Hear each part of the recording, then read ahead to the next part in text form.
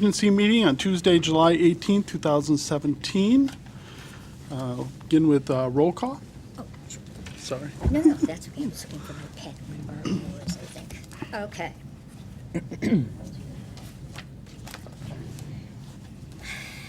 Donna Corbin Sabinski's absent. Kevin Zorda.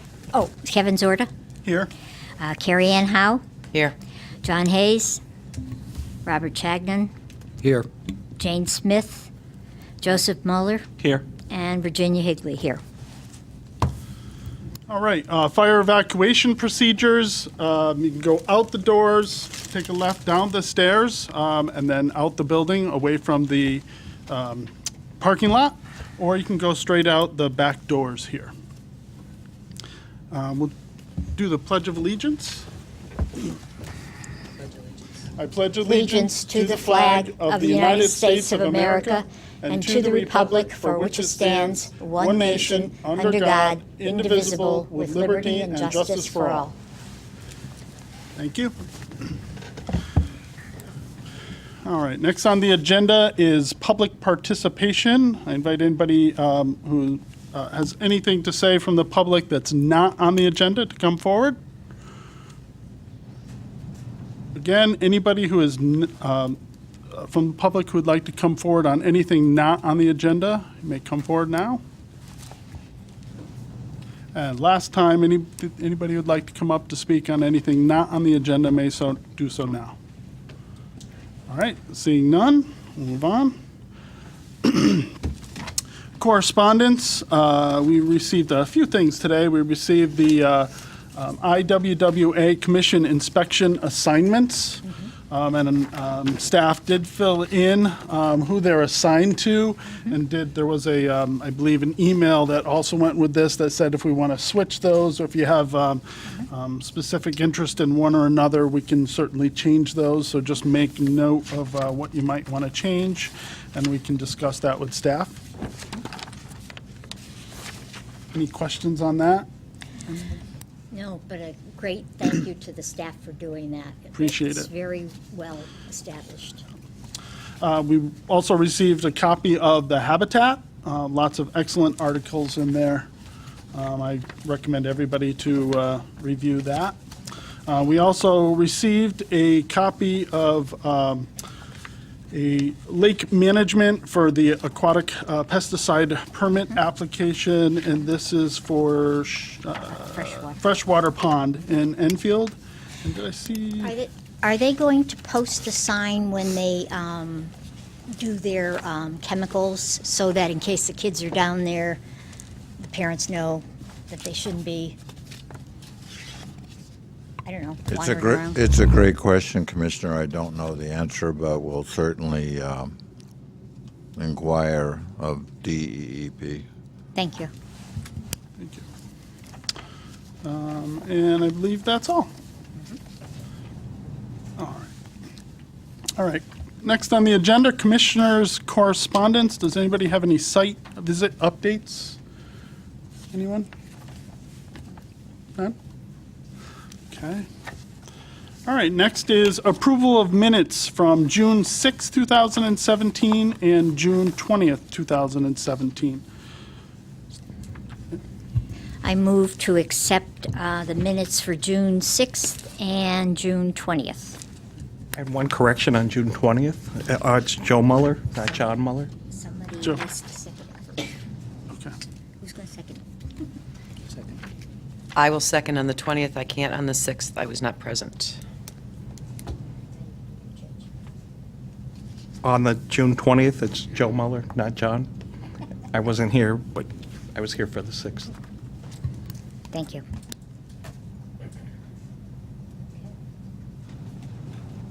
All right. Oh, roll call, right?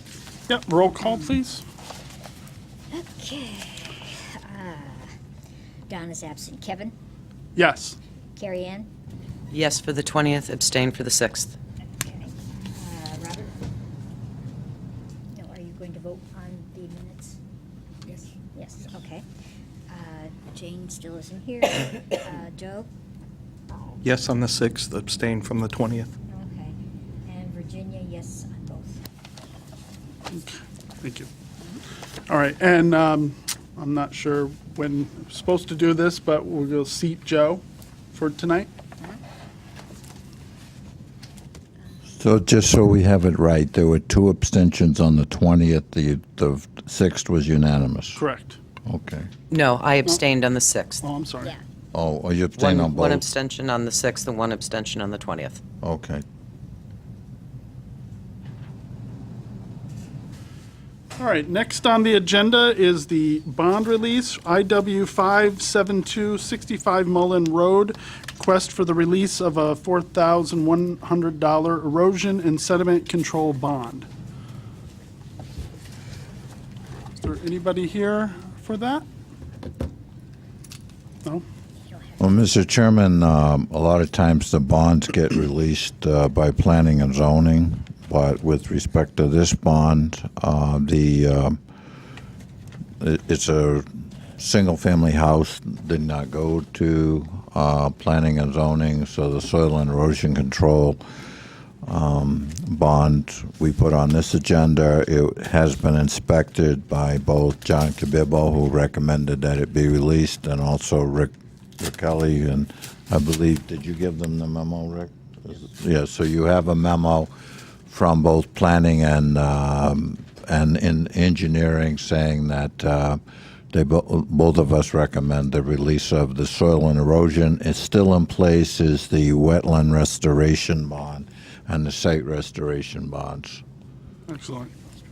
All right, does anybody want to make a motion on that? Okay. I move that IW number 573, request for the release of the $4,100 erosion and sediment control bond be released. It's 572. 572. Yep. Second. All right, roll call? Kevin? Yes. Carrie Ann? Yes. Robert? Yes. Jane? Yes. Joseph? Yes. And Virginia, yes. All right, and now we got 6. 6 approved. All right, old business. We have 2 public hearings tonight. We'll begin with the public hearing on IW number 581, 33 Post Office Road. Application for a swimming pool design center and distribution facility. Clarence K. owner applicant. Map 47, lot 30. If anybody wants to speak on this after the applicant. Yes, so I guess I have to Okay. describe what's going to happen, or? Yes. Here to sign to speak on lot 7970 has it. Public notice for the first, the legal notice for the first public hearing was published in the JI July 6th and July 14th. It's inland wetlands number 581, 33 Post Office Road. Application for a swimming pool design center and distribution facility. Clarence K. owner / applicant, map 47, lot 30. Good evening, members of the commission. For the record, my name is Carl Landolina, licensed attorney here in the state of Connecticut with the firm of Fahey and Landolina, 487 Spring Street, Windsor Locks, representing the applicant. I'm joined tonight to my left by Mark Kemet from Anchor Engineering, project engineer, and to my right, John Ianni, registered soil scientist. They're going to give the bulk of the presentation. Just as a matter of housekeeping, I do have an affidavit signed by the property owner as to the placement of the notice sign on the property, as well as green cards returned from the abutters. I'll hand that off to Mr. Rochelle, state that I was on the property yesterday and the sign was there. I believe Mr. Rochelle might have been on the property yesterday and indicated to me during a conversation that the sign was still there. And I believe Mr. Kemet was there today, and the signs were still there. So I'll take care of that.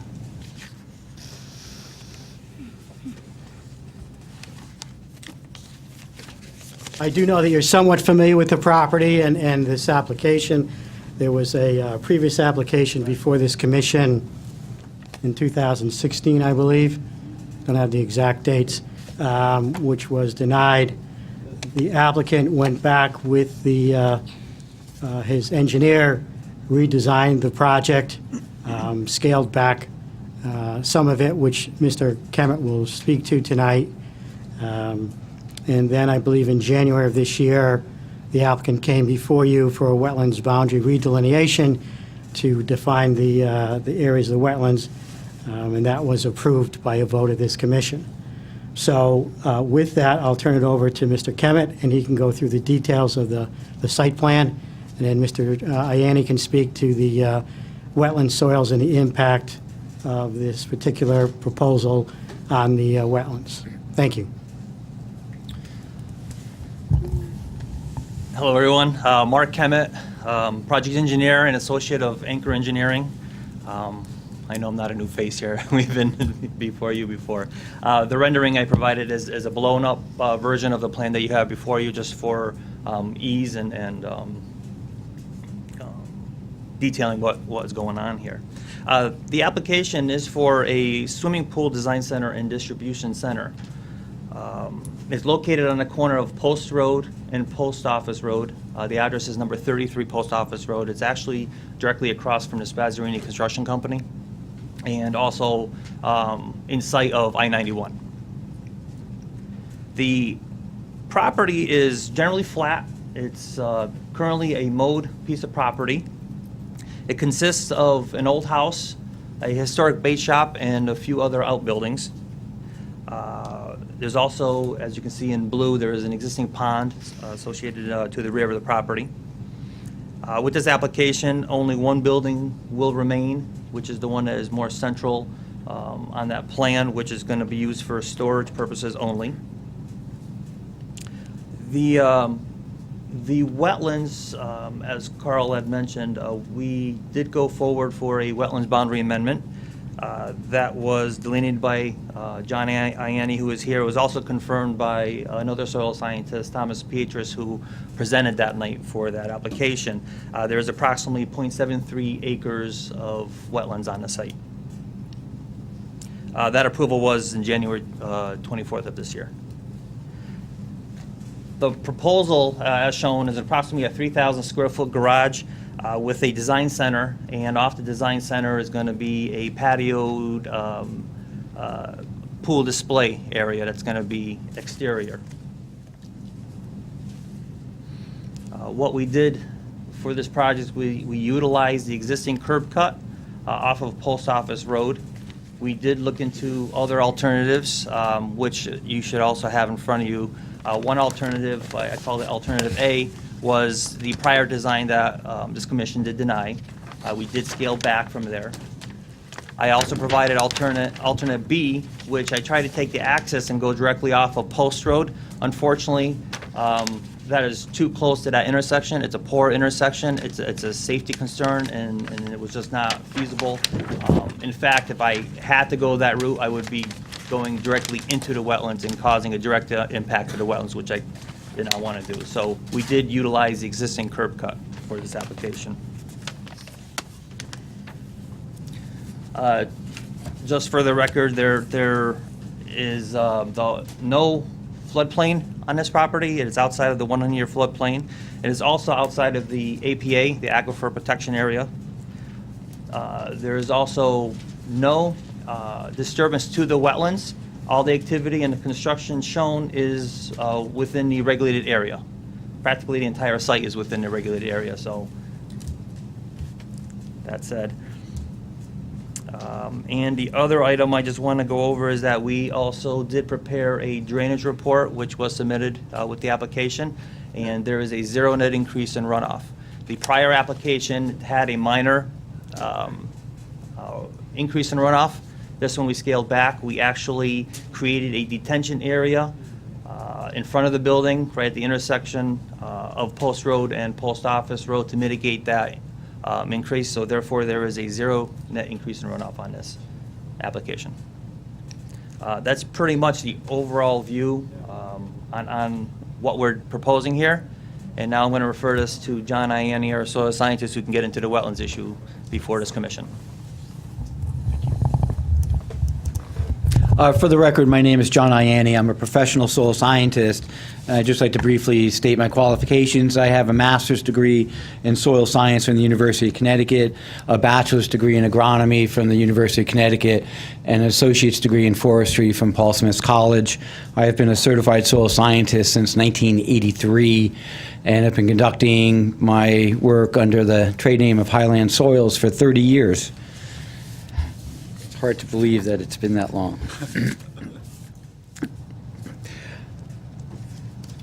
As So Mary, does that mean you know a thing or two? Maybe just a thing. I know what I don't know. As Marek had indicated, I was on the property back in 2015 to delineate the wetlands, the boundary redesignation. My colleague, Tom Pietris, was nice enough to cover for me while I was out on my winter sabbatical. Regarding the existing conditions on the property, as Marek had indicated, it's a relatively flat property. It was used for a single-family home for many years. The property is almost entirely cleared and maintained as lawn. In addition to the house, a septic system is on the property, as well as a few outbuildings. There was quite a bit of pavement right around the house and driveway. With regard to the wetlands, Mark, do you have a map that shows more of the wetland boundaries? It's on there, but I could point out. Yeah, I could do that. Yeah, it's labeled on there.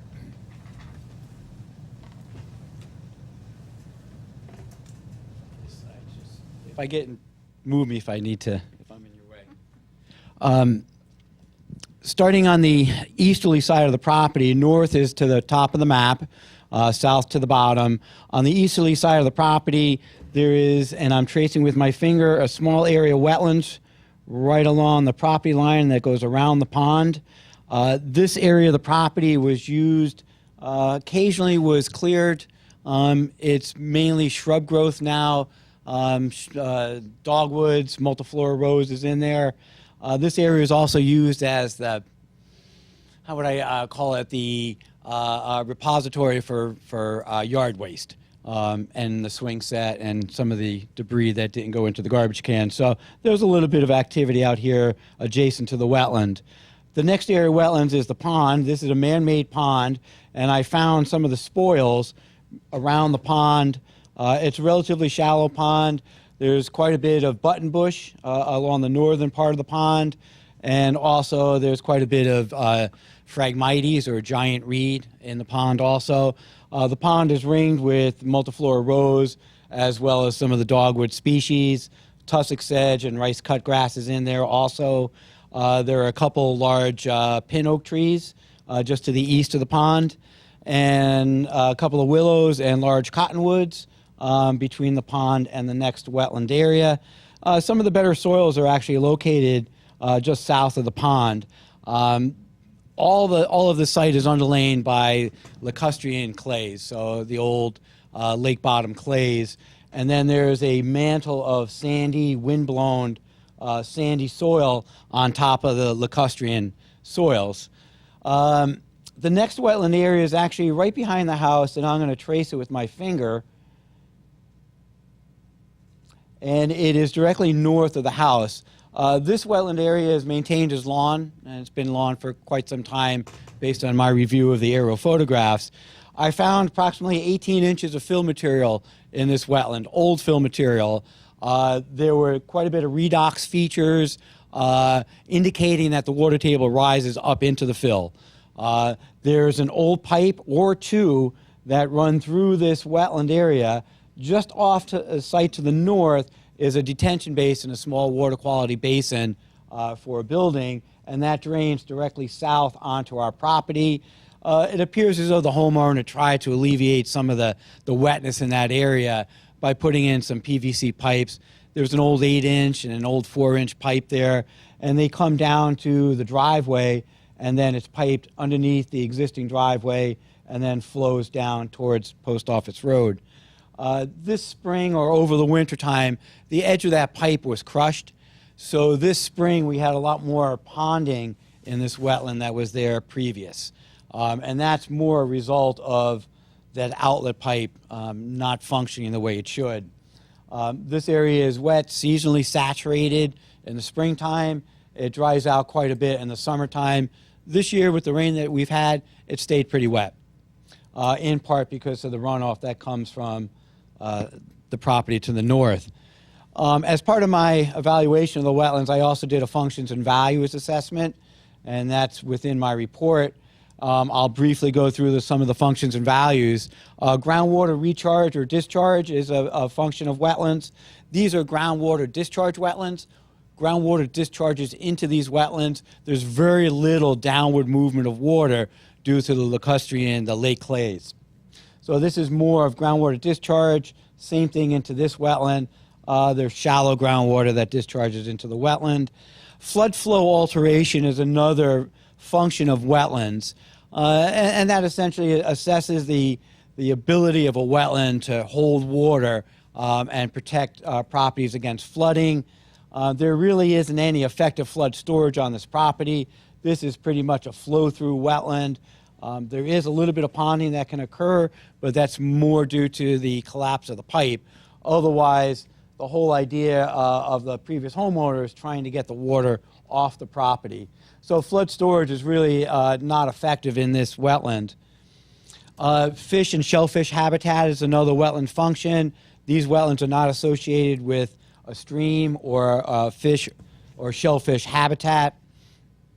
The next two functions deal with water quality.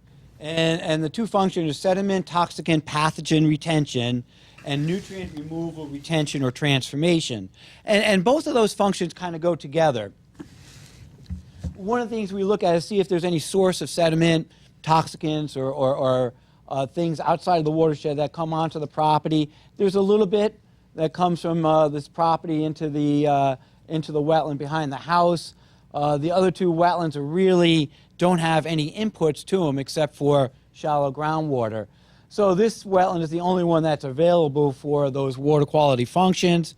This wetland does have some ability to trap sediment, and there is some sediment accumulation in there coming from the property to the north. What it's lacking is the ability to transform any excess nutrients, and that's due to the fact that essentially we have lawn out here. We don't have enough diversity or density of vegetation to really uptake nutrients and transform them. So although we have some water quality benefits in this wetland, it's quite limited. The other two, another wetland function is production export, and it talks about the ability of a wetland to produce usable food for humans or for wildlife. Lawn and other shrub wetlands really don't produce any usable materials. Sediment, shoreline, stabilization. There really aren't any shorelines associated with these wetlands except for the pond, and we don't really have any erosive forces associated with the water in the pond. It's very quiescent in there. Wildlife habitat. The methodology that I use for the assessment of functions and values is from the Army Corps of Engineers, the highway methodology workbook. And when you look at wildlife habitat when associated with wetlands, we're looking for very diverse vegetation in wetlands. We're looking for different classes of wetlands. We're looking for open water. We're looking for deep water marsh, shallow marsh, maybe some wet meadow, some forested areas. These wetlands are essentially lawn, open water pond, and then a little shrub wetland along the edge. There is some localized wildlife habitat associated with these wetlands. There are bullfrogs and pickle frogs within this wetland. There's a little bit of the dogwoods that produce berries, so the birds can have some habitat there. But from the methodology standpoint, we don't have diversity of cover type to make these wildlife habitat wetlands. So although there are some utilization, it's not a wildlife habitat wetland. None of those are classified as being positive for those functions. The wetlands are not suitable for water-based recreation. They're really not suitable for an education or scientific value because of the disturbances. They're really not that unique for the area. Actually, off-site, most of those wetlands are recreated. There are some visual qualities associated with the wetlands. Obviously, the red maples, they turn a nice vibrant color, shows a little bit of diversity in visual characters. And I also did a search of the natural diversity database maintained by the Department of Environmental Protection, and there are no species of concern on the property or within the area. Also, keep in mind too, when we took a wildlife habitat, Post Road, Post Office Road, and I-91 are in very close proximity to the site. The noise is tremendous out there. So other than some birds, 2 Canadian geese that I found in the pond, and the frogs, there really isn't much in the way of wildlife habitat. With regard to the proposed activity, as was indicated by Merrick, the engineer, no activity is occurring within the wetlands. So the only activity is occurring within the upland review area. In judging the impact of that activity on the site, we have to judge activity in the upland review area to the wetlands itself. And being that we have no activity within the wetlands, the activity that's being proposed with regard to the construction of the garage and the showroom and the parking, all of the runoff from the impervious surfaces is being directed into a water quality swale and a biofilter that's located along Post Road and Post Office Road. We've made a couple of small revisions to that. We've added a small a stone filter berm and also a micro pool at the end. There's also a seeding mix specified for that. Also, there's a biofilter swale that was proposed on the side of the driveway to also capture any of the runoff coming from the driveway before it discharges into the wetlands. So from a water quality standpoint, we are not impacting the wetlands, certainly not the wetland to the rear of the development, because all the water flows down to the south and is directed into the water quality features.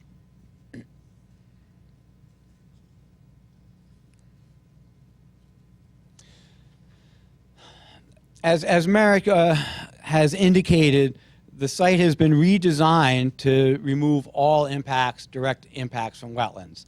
So the only impacts are indirect in nature and are really associated with the occupation of the property. What's going to occur at the property will be a lot less intense than a single-family house, where essentially you've got 24/7 occupation of the property, mowing, and a lot more activity than a typical commercial development. So in conclusion, the project has been well designed to avoid direct wetland impacts in that there are none. A water quality system has been designed to take care of all the runoff from impervious surfaces on the site, cleanse that before being discharged into the existing drainage system. And overall, this is a low-impact development. And I will be available for any questions that the commission may have. Thank you.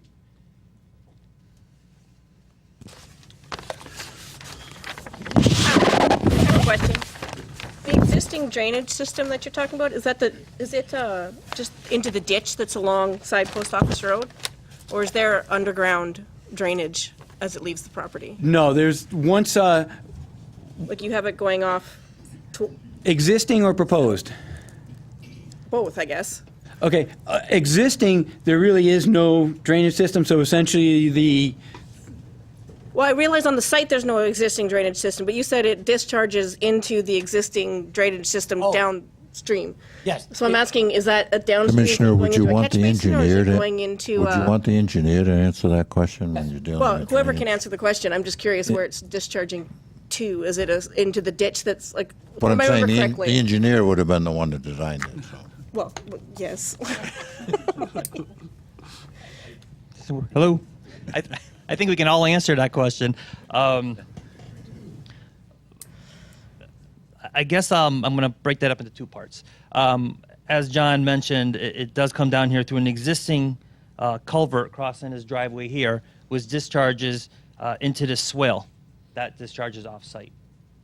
But off-site, is there any actual storm drain system that discharges into, or is it just the There is like the ditch that's alongside Post Office Road? Is No, what I'm there's asking. actually the Because I can't remember what's out there. there's a It's been catch a while basin right since- here. Okay, so it is going into the catch basin ultimately. No. All right. Actually discharging over the land, and where it goes from there, it just filters Yeah. through the So it's, property. okay. There So is- it's this is- overland throw through the ditch alongside Post Office Road. That's the answer, but this catch basin is for the road. For the road, yes. Yeah. Okay, that's what I wanted to confirm is where the water was going. So, thank you. Any other members of the commission have any other questions? I do have one question. Is this, I know we have it listed as a distribution facility, but is there going to be any construction done out of this site? Installation of these pools? No, that is not going to happen. Essentially, Mr. Kai's business is, as his name indicates, he sells one-piece fiberglass pools. You've probably seen them in other places. If you have a 20 by 40 swimming pool, it's a one-piece molded somewhere off-site. He's going to have to the north and south of the gravel driveway, which, if you recall, in the previous application, I believe that was going to be paved with a extended further east, and there was going to be a garage over there. He's eliminated that. The driveway's now all gravel, and to the north and south, he'll store a few of those pools for people. They can see exactly what they're buying. But I don't believe, it's my understanding that he's not going to have any construction equipment there. That's brought in from another facility. He's not going to be constructing the pools on site. I think that was the No, will he be doing installation of the pools based out of that site? Well, yes, he's got, Okay. he'll come and pick up pools and bring his equipment to your yard and install the pool. As far as what type of equipment will be stored, I don't know. He's not here, unfortunately. So if you need to know the answer to that question, we'll have to continue it for him to answer those questions himself. Because there's obviously a large backhoe on site right now and a dump truck. Because when I hear distribution, I don't necessarily, Actually, doesn't those- necessarily mean installation. Yeah, I understand. Those pieces of equipment are not there. I was there yesterday. They're gone. I was So, there at 5:30 They were this there? afternoon, and they are not there at this moment. Oh, But Understood. I understand. Believe me. I believe that's the intent of the garages as well, as to store the equipment. That was my understanding from the owner. Well, I was just going to say that if there's display of pools, that's not on your plan. If that's contemplated, then No, it says inventory area along the north and south of that gravel driveway. And there's, that was my other question. What exactly are you entailing in inventory? Are you The talking pools themselves. gravel that you're going to be putting around the pools? No, the pools themselves. Just the pools. Just the fiberglass shells that are Yeah, going to so go if into it's the a 20 ground? by 40 shell, you'll see 3 or 4 or 5 of them out there. so you're not proposing any more in-ground pools? One, an earlier version, they had Are actually. in-ground pools. Oh, you mean? Are they going to be in the ground?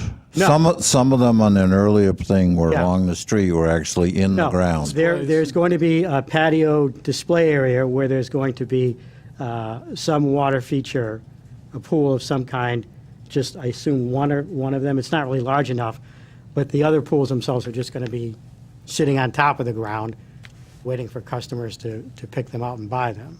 It's a distribution center. It's a temporary. He's going to bring them from wherever he makes them, bring them to the site, and then from there, bring them down further down in Connecticut, because his business right now is in Massachusetts. So he's doing- the inventory area is in effect the pools that people will be purchasing, and then it'll be rotating inventory that somebody's going to buy. I want that one. I believe so, It gets delivered yes. somewhere else, Yes. another one comes in. Right. Exactly. And then my other question is, you mentioned the outdoor, a water feature, which doesn't show on our plans. It does say outdoor pool display area. Is that what you mean by where the water feature is going The to? intent is a display pool for the design center. So you're actually going to install in-ground? a functioning pool Yes. in that area? In that area, right in the patio. No, in-ground. In-ground. It's going to be both. It's actually going to be in ground, but that area is raised. That's a raised patio. I think we need to see that on the site plan, though. Yeah. It is. No, it just says outdoor pool display area. It doesn't say that there's a pool. I mean, am I missing, looking at the wrong one? Yes, but it doesn't say there's a in-ground pool there. It says outdoor pool display area. And that's the intent, is a pool display area, it's gonna be a pool there. But a fully functioning indoor, or in-ground pool is not specified, is what I'm getting at. Because to me, when you say outdoor pool display area, isn't all that different from the inventory area. It's just pieces that would be just on display. If they're gonna install a functioning in-ground pool, I would recommend that that be put on the site plan, so that that's very clear Sure, that that's in fact what's It's a happening. fair comment. If we look at Site Development Plan 2 of 4, what currently is called out as an outdoor pool display area, you're saying within that area you'd actually have an in-ground pool? Correct. But that's not what it says.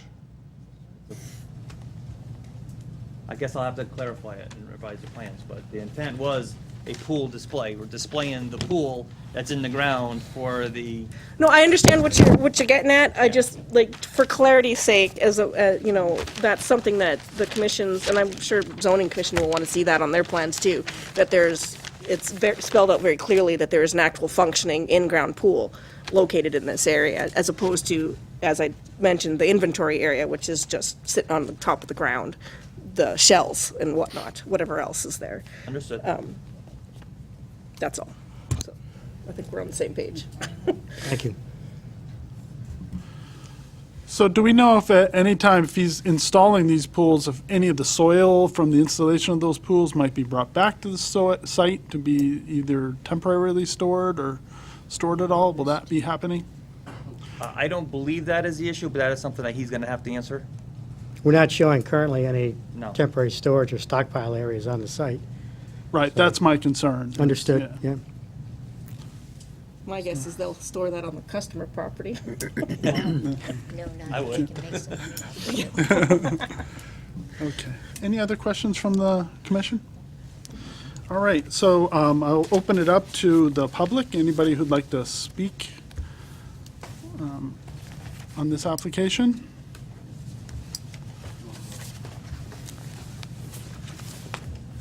I would have to sign first.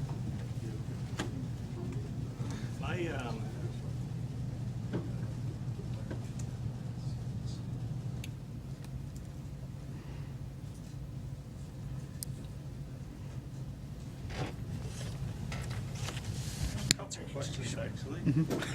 Get the first person. Want to go by list?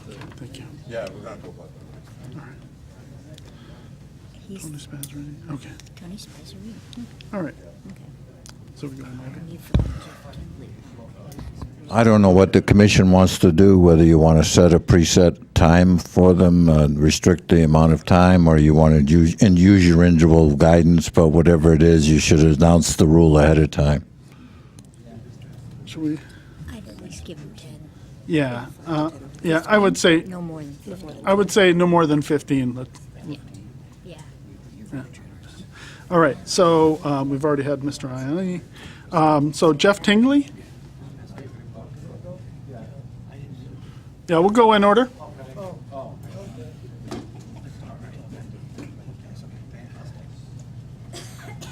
With that box, he's going to use all 15 minutes.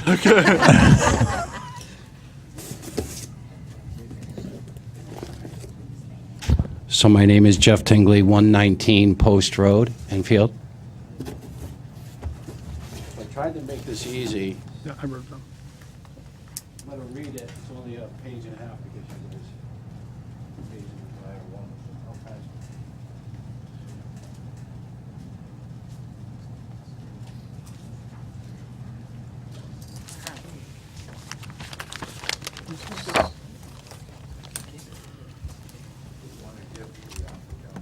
Yeah.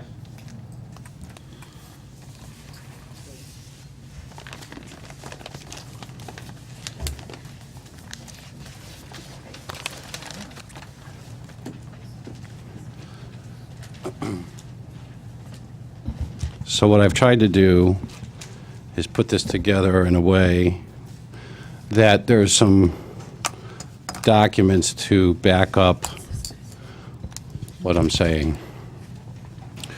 I'm going to read this, and behind that you'll find the photos that correspond with what I'm talking about. And then some advertisements of this particular thing is a definition of distribution, and then behind that are some marketing things from Mr. K's business. And then finally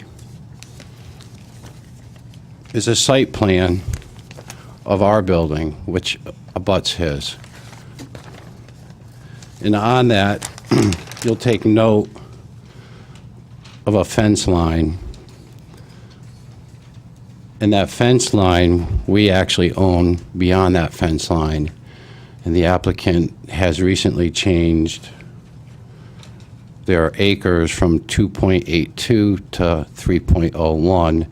And suddenly, I look at their plan and I see we lost land, but I never sold anything.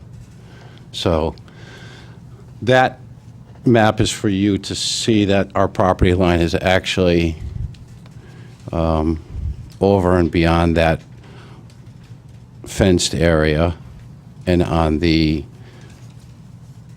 architect's plan for their drawing, they show their land going up until that fence.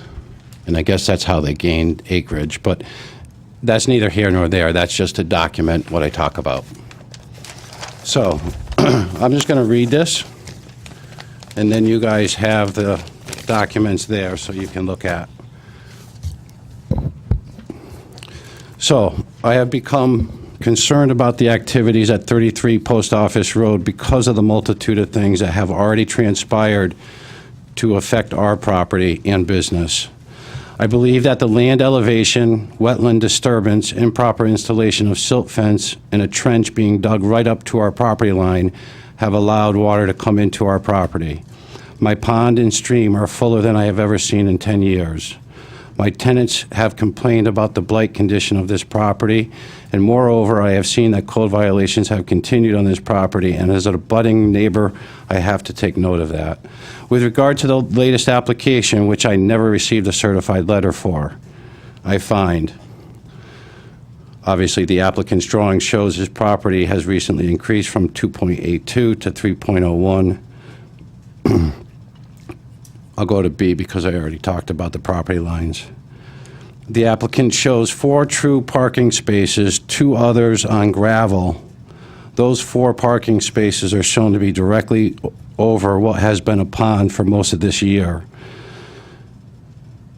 The applicant said at his first meeting here that he had 6 employees and hopes to have 10.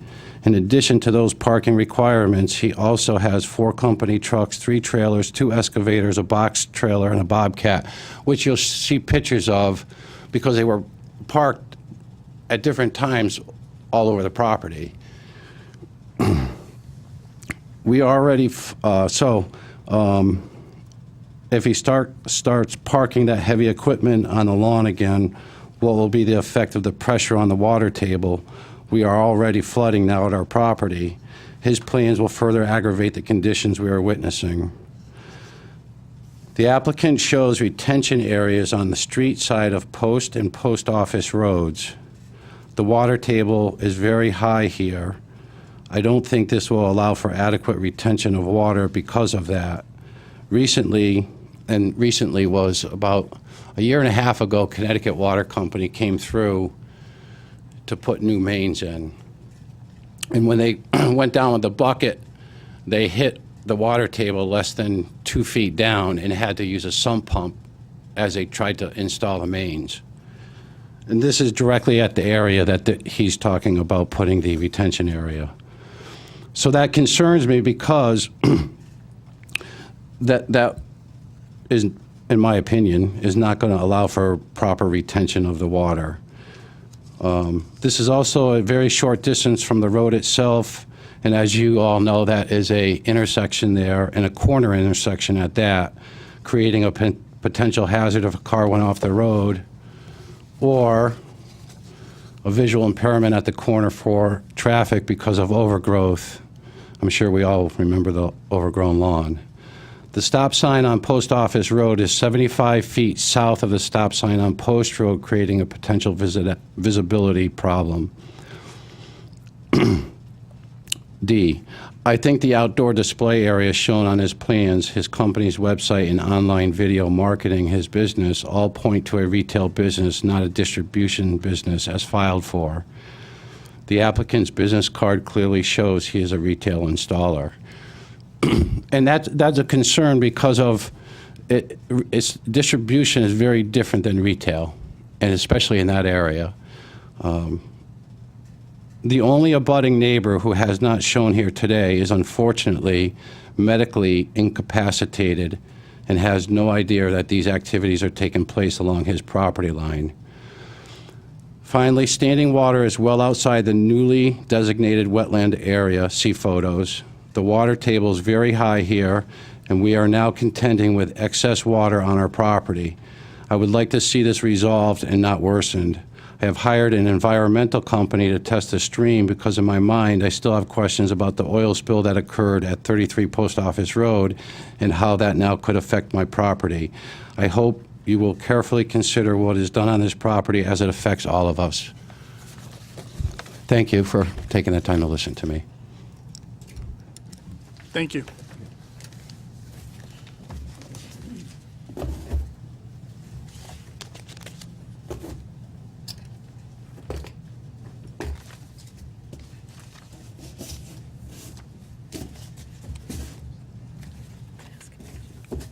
Could I just ask whether the gentleman could point out on this map where you believe that you own?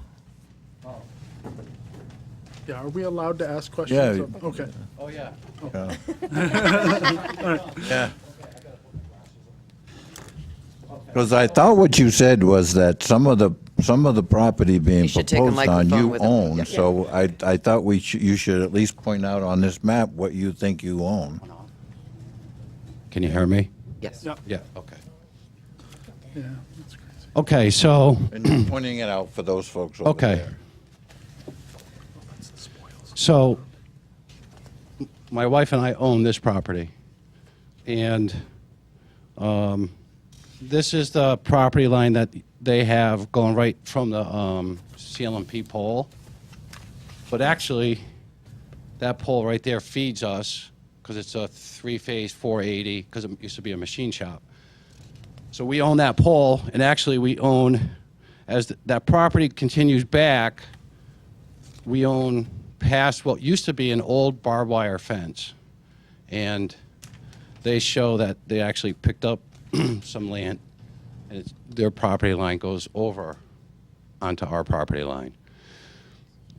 So our pond is right here, and this water that you see pictures of is all coming out of here. That barn that currently where they used to sell bait, and by the way, I was friends with those guys for 10 years. We had no problems. That barn currently is all in standing water. You know, I have pictures in there. So as a neighbor, with this water coming onto my property, I'm really concerned about what's happening here because that's going to push more water into my pond. And as you see the photo today, right now, my pond is just about overflowing, which I've never seen in 10 years. So water flows north? And here, we've had town employees and actually, I think 2 commission members had actually, because my elevation is lower than theirs. Oh, so that's So, yeah.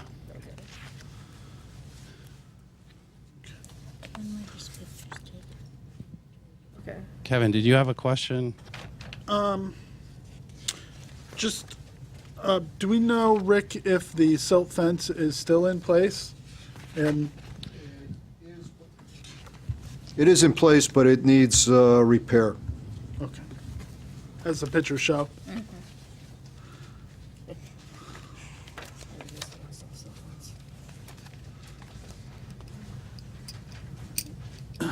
Okay. Any other questions? We can open up.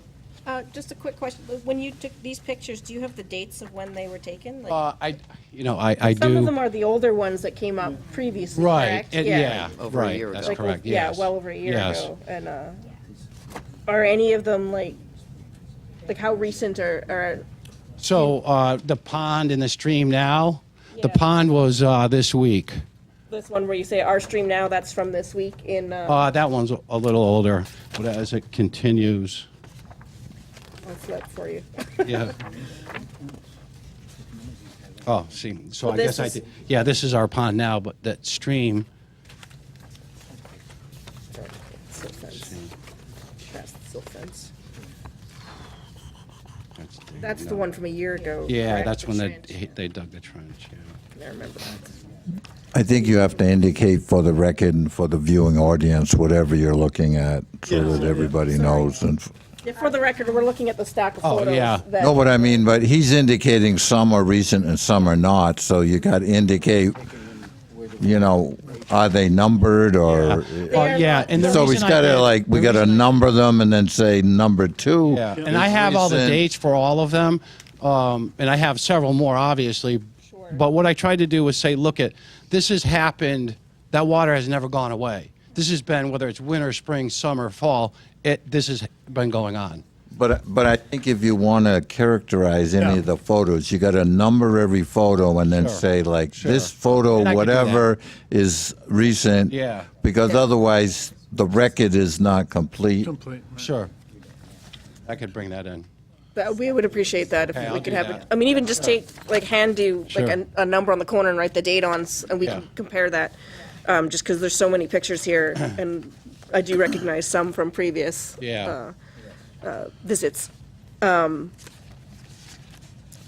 I did have one other quick question for you. Sure. Your pond, it doesn't have like a discharge, right? It's just like an infiltration pond. Yeah, there's no overflow designed as part of it. It's just No, there is. So it does. That is actually not a stream back there. That's actually where the pond would discharge into that stream as a holding area.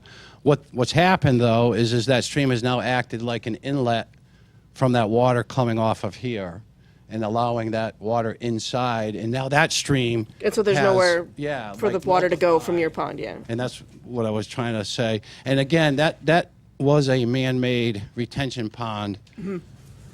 I think it was back. I actually have some blueprints back from the 50s when they built 91, and it's kind of neat. You know, this shows the farmers and everything. You know, but that retention pond was put in as a condition for Sterling Machine. Okay. Yeah.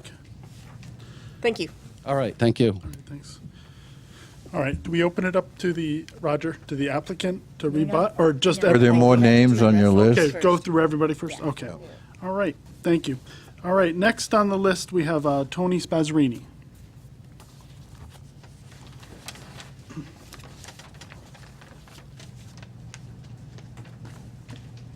Good evening, everyone. Good evening. Anthony Spazzarini, 40 Post Office Road, Enfield. I'm a direct abutter. I own the property east and sort of south. Yeah, I don't like speaking against a business proposal, but in this case I have to, because it's not a good proposal. Section 7.3 of your regulations states the application shall contain such information as is necessary for a fair and informed determination thereon by the agency or its designated agent. The proposed plan shows 1 handicap and 4 standard parking spaces. I'm sure Pioneer Valley Pools has 5 or 6 employees plus Mr. K. The proposed building shows a business office and a pool display area. So add 1 person in the office and I would assume 1 salesperson. We now have 8 people working from this location with 4 parking spaces. Plus customers need to park somewhere. Next is the company's equipment inventory of dump trucks, service trucks, van trucks, excavators, uniloaders, and last of all, trailers needed to haul the equipment and pools. Then there is pool inventory to consider. I assume the 3-bay garage section of the building will house the expensive filtering equipment, etc. This proposal would be like trying to put 2 pounds in a 1-pound box. It just won't fit on this parcel of land. Thank you. can leave this. Who will I leave? Leave it with Lori.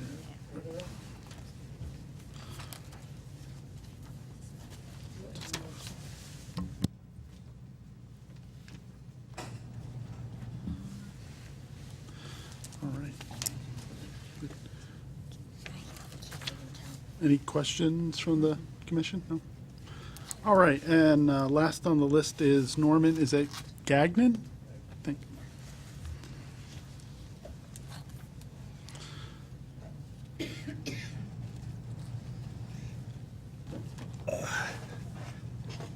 Good evening.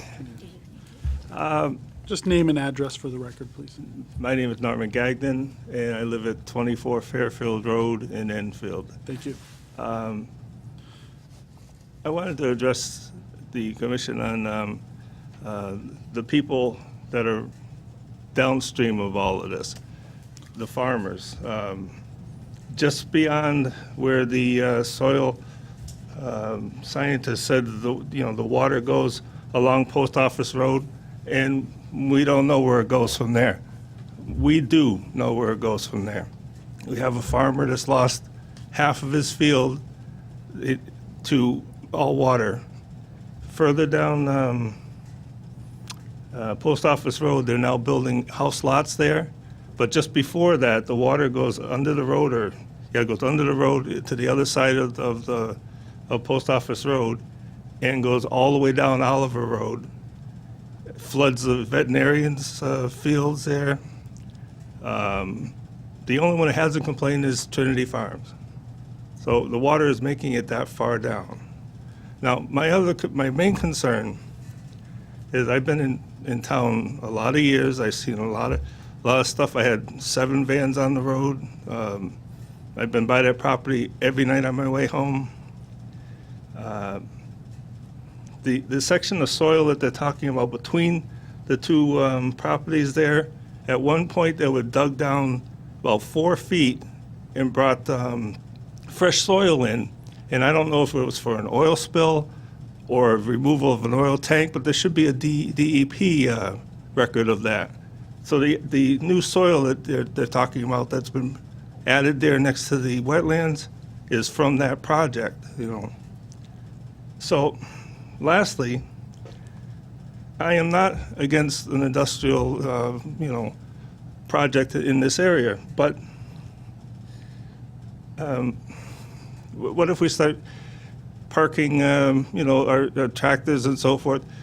Now downstream, we're going to be getting the oil and the other runoffs off of the equipment, So we don't know what kind of, when they're digging at a pool at someone's house, and you get not just the different types of soils, but the microorganisms, whatever, different types of bugs and so forth. They park it back on the property. It rains. It comes down. That goes into the farmer's fields now too. So this is my concern with this project. Okay, thank you. Anybody else? Okay. Anybody else that'd like to have testimony that did not sign up? Anyone else? Last chance? Okay. So we'll give the applicant an opportunity to rebut.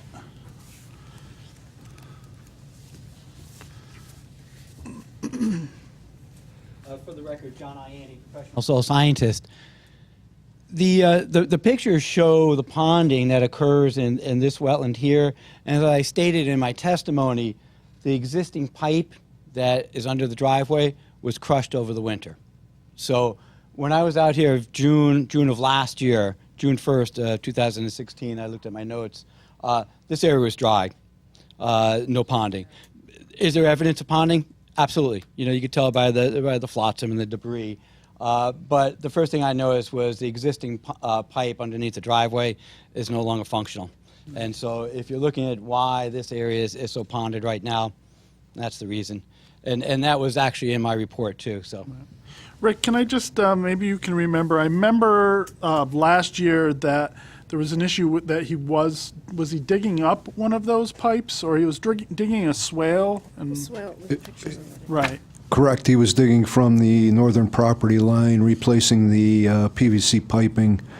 That's when the cease and desist order was issued at that So time. do we know if did he finish that? Is there a new pipe installed, or did he just stop and leave it and refill? There's no piping there that exists at this present time from the property line to the north to the area of the driveway. Okay, so that's the pipe you're talking about. that was crushed. In correction, actually, there are some buried pipes in there that I uncovered when I was doing my soil. They're old. Like I said, I think one was an 8-inch, and then there was a 4-inch in there also. Neither one are necessarily functioning. Okay. But, when I was digging, I found them. Okay, so there were several pipes there. I think he was also removing the septic system, as I recall. He removed the septic system, and he had a large trench area related to the septic system removal, and also where he was going to install pipe. But the pipe that he was going to install, he did not install. But he did remove the septic system, I believe. No? The septic system hasn't been, they did a test on it. I believe there's a pipe sticking out of the ground where the existing septic system is now. And there was some talk of removing the actual removal of the septic system in the future. I believe that is noted on sheet 2, that the existing septic system will be abandoned. Yeah.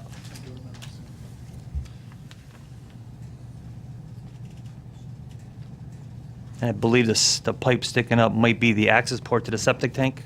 Yeah, I believe that's what correct. that is. Yeah. It's located on the west side of the actual home, just to the west of the home.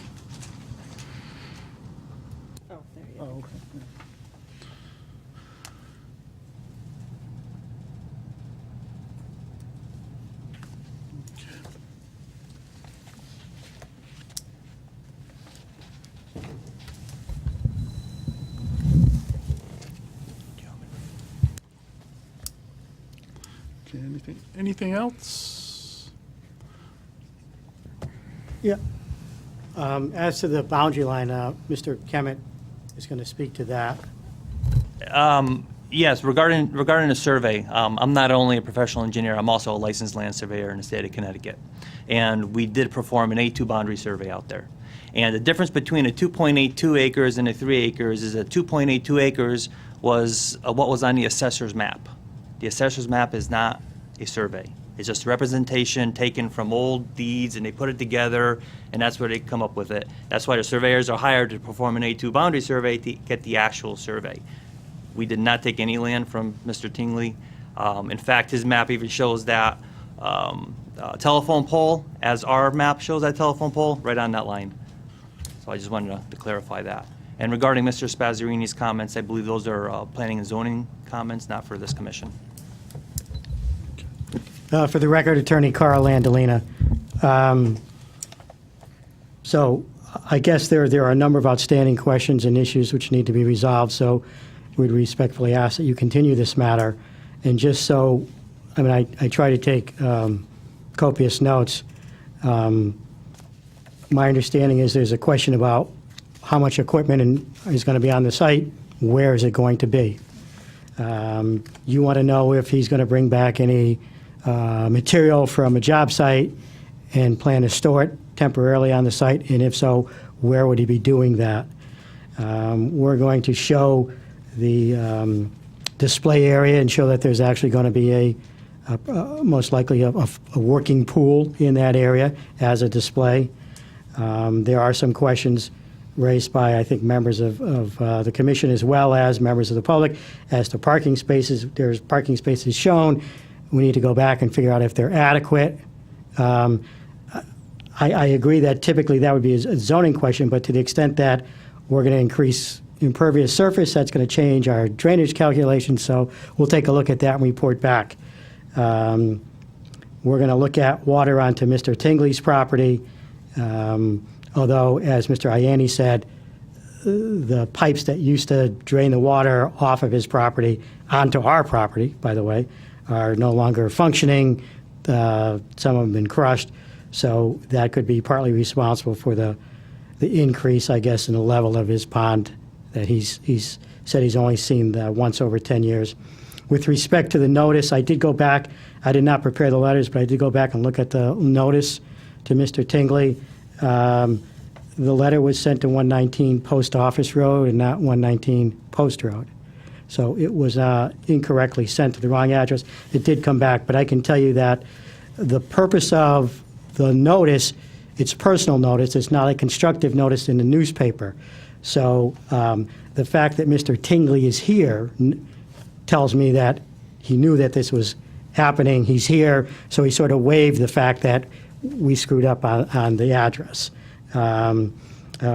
Spazzarini did talk mostly about parking and some other things. We'll take a look at that. I know Mr. Gagnon, he had been here before talking about the oil spill. We'll go back and look at records at the Department of Energy and Environmental Protection to see what, if anything, is there. They do keep records for a long time, but sometimes getting a hold of them is an arduous task. And there was a question, I think it's been addressed as to the septic system. The plan is to abandon it. So I think those were the issues that were brought up tonight by yourselves, staff, and members of the public. We'll go back and take a look at those. We'll have the applicant here next time. Mr. Ianni will be back. I will be back. Mr. Kemet will be back. And we'll see if we can take care of some of these issues, or all of these issues for you. In the meantime, if staff has anything else they want to discuss, we'll be happy to keep in touch with them. If something comes up, Roger or Rick and I can touch base, and we'll get those questions addressed as well. Okay. For the record, I also have a question, sorry. I'd like to know if there's going to be any pool chemicals stored on site. Okay. And we also have the issue of the violation that I believe is still occurring on site. Which violation are you talking about? I understood there was Rick, several of them over time. Rick, maybe you can speak of that. There was one issued for the blight violation, which I believe was rectified with the mowing of the grass. Okay. The other issue is that there's still materials and equipment being stored on site, and there's no approval as such at this point in time. There was a pallet with pool salt. There's only one bag left, but July 3rd there was 10 or 12 bags on the pallet. As of yesterday, there was one bag leaning against one of the buildings. Mm-hmm. There's also some pool equipment in one of the outside storage. As I said, at this point in time, there's no approval for the use of the property, and really none of the material should be actually being stored there. There's also, just to clarify for the record, is that the applicant originally proposed to tear down that house, which has been posted by the building department, and he has indicated to the building department that because of a cease and desist by the Inland Wetlands Commission, he can't tear the building down. That cease and desist does not keep him from tearing that building down. If he'd like to tear the building down, that would probably alleviate the posting from the building department and the concern for the blighted nature of the structure in general. So the question really is on a demolition permit, is making sure that you have the silt fences and so forth installed. But and perhaps because he got the cease and desist when he was digging in the trench originally, maybe he believes that. But so I just want to clarify that. We do have a housekeeping issue, Mr. Chairman, which is you don't have a regular meeting scheduled until September the 5th, which by my calculations is 49 days from now. And assuming, and the town engineer had asked this afternoon if this public hearing could be kept open as well, because he hadn't had an opportunity to review it. So I assume that whatever is brought back, people are going to want to comment on. So in order to, for everybody's allowed to comment on whatever is presented, we would really need an extension tonight from Attorney Landolina for at least 49 days. He can give us a maximum of 65, I believe. So other than that, you would have to close the public hearing tonight because you don't meet. You only have 35 days to close it, and you don't meet until September the 5th. So, for the record, Attorney Carl Landolina, I will verbally consent to an extension until 9/5 on behalf of the applicant, and before I leave, I will draft a letter. If anyone can read my writing, God bless you. I'll do my best, I'm a and I'll hand paralegal, I it to can do it. staff. I thought that was only a doctor's affliction. No, It's okay, I'm a paralegal, I can read it. very good. We appreciate it. One final thing for the record, John Ianni, professional soil scientist. I was just looking at the photographs, and I chuckle a little bit because silt fence appeared to be erected along the northern property line. Silt fence acts as a dam. So I would highly recommend that we not put silt fence, and it's on the fourth photograph that was submitted in the package. And essentially, the silt fence is right along this area of the boundary, and water flows from north to south. So the silt fence is contributing to the ponding on the other property. So there's really no need to have silt fence there, considering that everything flows down. So really, from our site, nothing's going north. Yeah.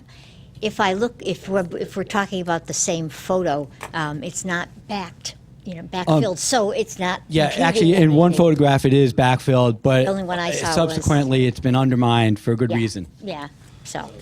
And I But believe I originally, think the answer to that is to let John Cabibbo make a recommendation as to the location of the silt fence, and so advise the applicant.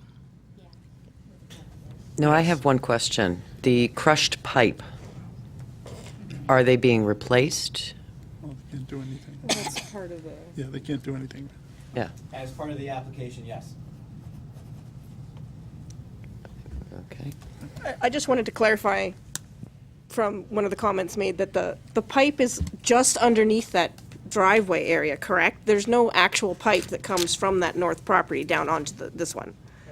Actually, two issues. There are old pipes that come down from the north property line, but they are no longer functioning. So essentially, you had the original ground surface. They laid a pipe down, filled 18 inches over that, and over time, the sediment just filled that in. But there is an existing pipe underneath the driveway. Right, but that's what I'm saying. When we keep talking about this crushed pipe, that's the one That's under the the one, driveway. and it's only the end of not- it, yes. I just want to make sure that that's clarified for the record, because when we're listing off Yeah. the issues that we're going to address, when you say that So- those are two separate issues. Old So- pipe that may or may not be functional and may or may not have had, who knows who put that in and where it goes, what it came from, and So, this crushed pipe that was intentionally put underneath a driveway. Right, so the question I would have for the commission and the applicant is if this is the middle of July and we're not coming back together till September, and we have testimony that that broken pipe is causing adverse impact on a neighbor, what would it take to fix that short little broken pipe? And is that maintenance item that the commission would be okay happening between now and September 5th? I would argue that it would be a maintenance issue since it's existing, and it certainly does impede the flow of water in that area. So my recommendation that it should be fixed over the summer. Right, based Hopefully on the we'll have recommendations. enough hot weather and lack of rain that you can actually do that, since it's been a very wet spring, as everybody is aware. So that's impeding everything, all these flooding issues as well. Yeah, maybe John Cabibbo can comment on that as well. Without objection from Mr. Cabibbo, they go ahead and fix that section of pipe. Very good, yes, good idea. I think it's a terrific idea, because that might alleviate a lot of the headaches. Agreed. All right.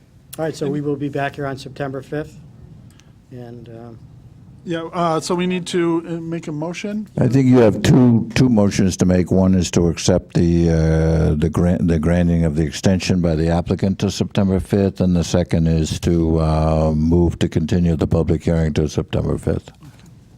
And to permit the repairs? I think they have to be separate. Yeah, I think they have to be separate.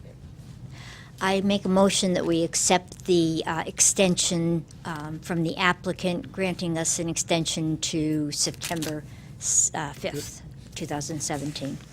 Second. Roll call?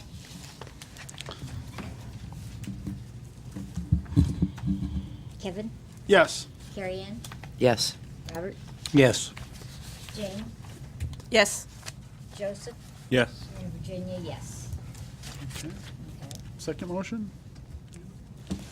I move that we continue the hearing until the meeting of September 5th. Second. Roll call, please. Roll call, please. Kevin? Yes. Carrie Ann? Yes. Robert? Yes. Jane? Yes. Joseph? Yes. And Virginia, yes. Okay. Thank you. All right, thank you very much. No. All right, thank you, everybody. Thank you for your time.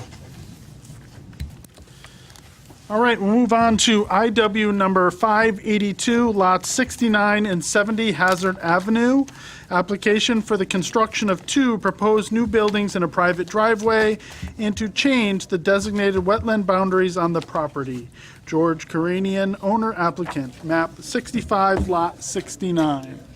And the legal notice for this was published in the JI on July 6th and July 14th.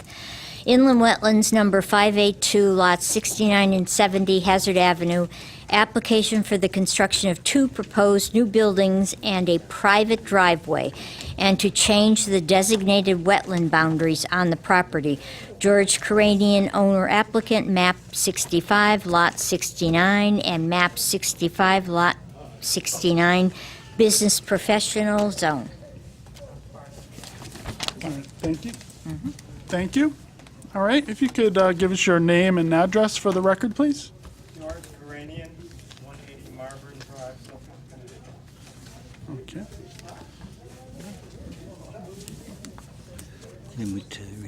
Thank you. I was going to shut the door. Good evening. My name is Shrikantaya Srinath. I'm the professional engineer representing. Not sure if that's on. I don't think it's on. Check to make sure it's on. Okay. Okay, here we are. You gotta hold it closer to your mouth. I'm not used to this. I left the other one in the car. Good evening. My name is Shrikantaya Srinath. I'm the registered professional engineer in Connecticut, and I represent the applicant. Sitting next to me is Elzer Roy.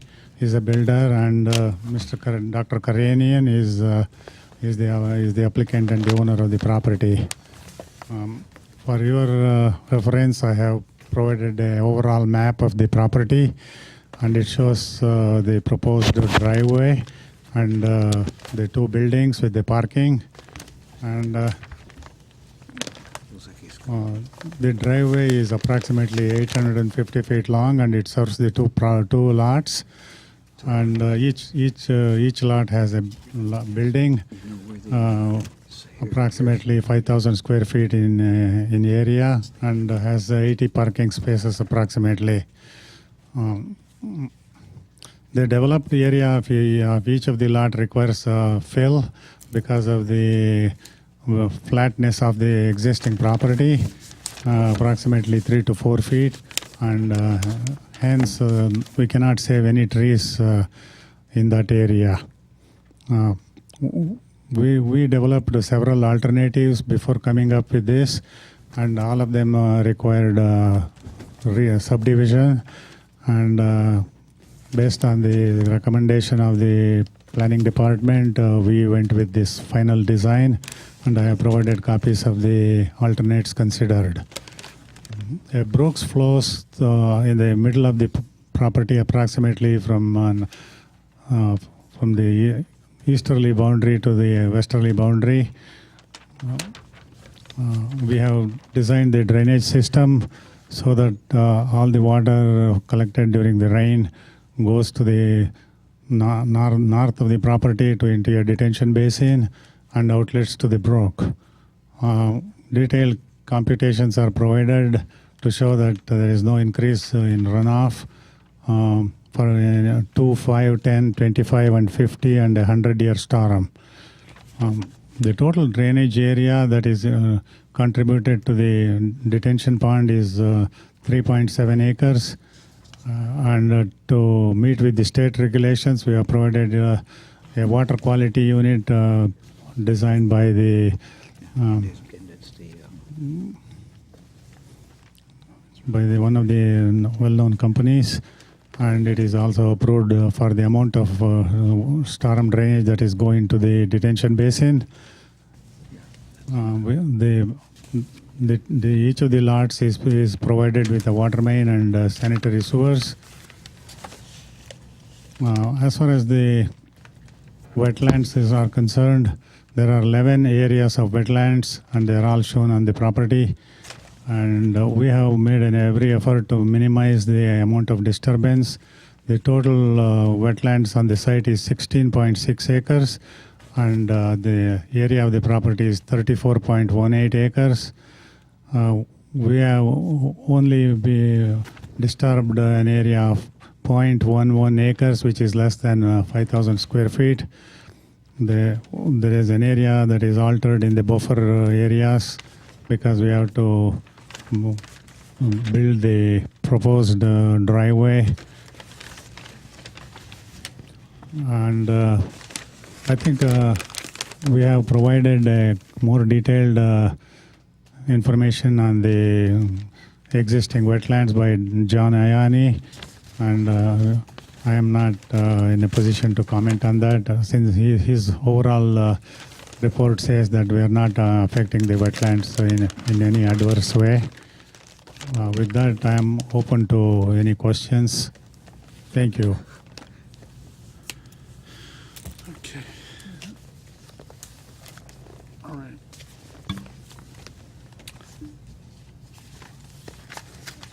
Any questions?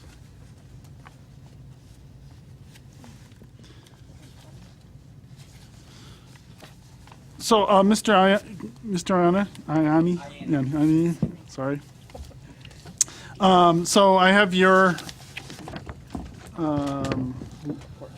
report, and it says that you didn't do the wetlands boundaries yourself, right? You Yes, just I did. reviewed. You did. Okay. I did it myself, yes. In 2015. I have to apologize that I didn't know that I was supposed to be here tonight. I have not reviewed my report. Okay. All right. So if it says there I did it in, I think the dates, I have two reports, the boundary redesignation and then a wetland report. Okay. The wetland report just says delineated in 2015. Redesignation. Yeah, I'm looking at the redesignation report. Oh, you're looking at the other one. Yeah, the redesignations are shorter, 1 or 2 pager. Right. It says the wetlands to be substantially correct. Which, and that is a legal term. Okay. Simply because if a surveyor makes a bad shot, Yeah. I can't account for that. Okay. Okay. So when I look at it, Fair enough. I see all the flags are located, Yeah. but I can't tell you whether or not. Okay.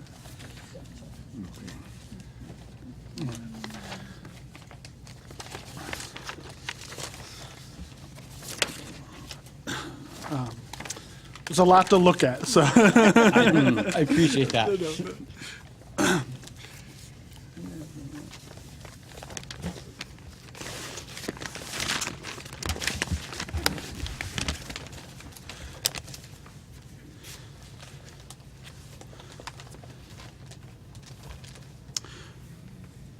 So perhaps you could show us on the map where the fill is going to be, where you intend to, for the record, where the fill is going to be, like what part, where the 3 to 4 feet of, This is the proposed driveway, yeah, and this is the lot line, the reconfigured lot line here. going along this way, this is one lot, this is the other lot. The fill will be, if you have a chance, you can look at the grading plan, it shows exactly where the Okay. fill ends, and the fill is not encroaching on the wetland. So here is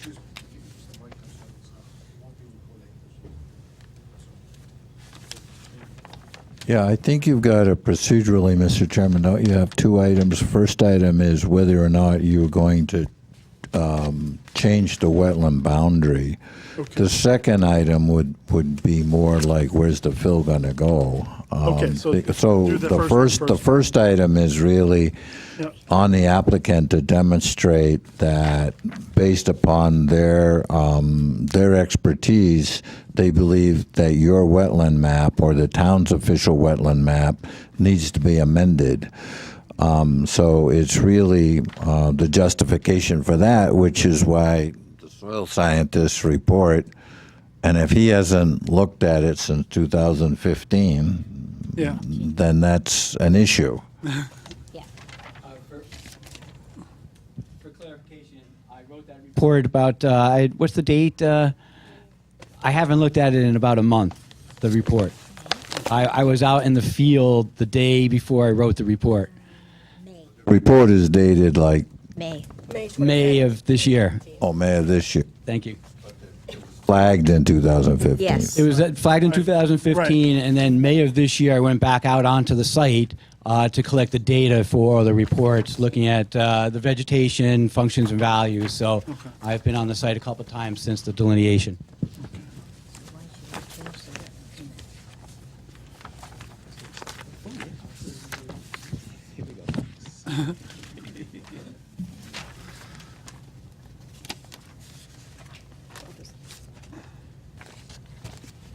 Give you a second to look at it, maybe you can speak on it, give you.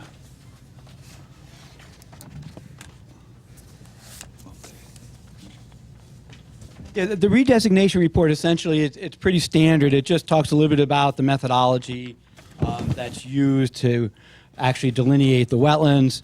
I go out with a spade and an auger. I auger thousands of holes, especially on this site because it's so flat. I was lucky enough to be out there during pretty much, no, I think I was in there summer when I actually did the wetland delineation. May 26th and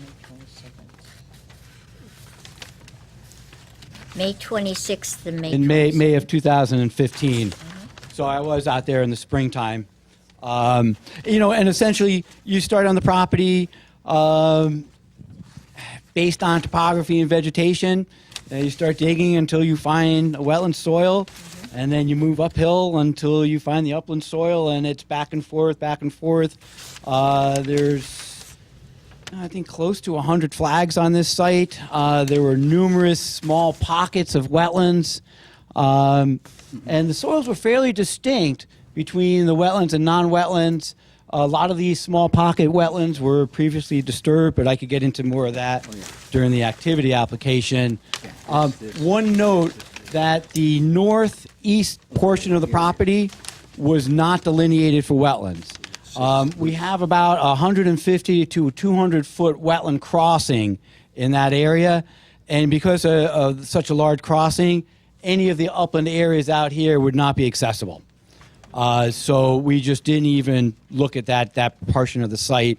We would be well into an Army Corps permit, and it's just not going to happen. So, but the rest of the property, essentially everything south of that line, south and west, was field delineated in accordance to the standards of the National Cooperative Soil Survey, which means I use soil taxonomy for the definition of wetlands, and I could spend a lifetime talking about soil taxonomy and the methodology of doing wetland delineation. And actually, what's interesting, too, is when I was out there, I ran into older flags. I think it might have been Ed Pollock, Ecosystem Consulting Services, and our flagging was pretty much the same.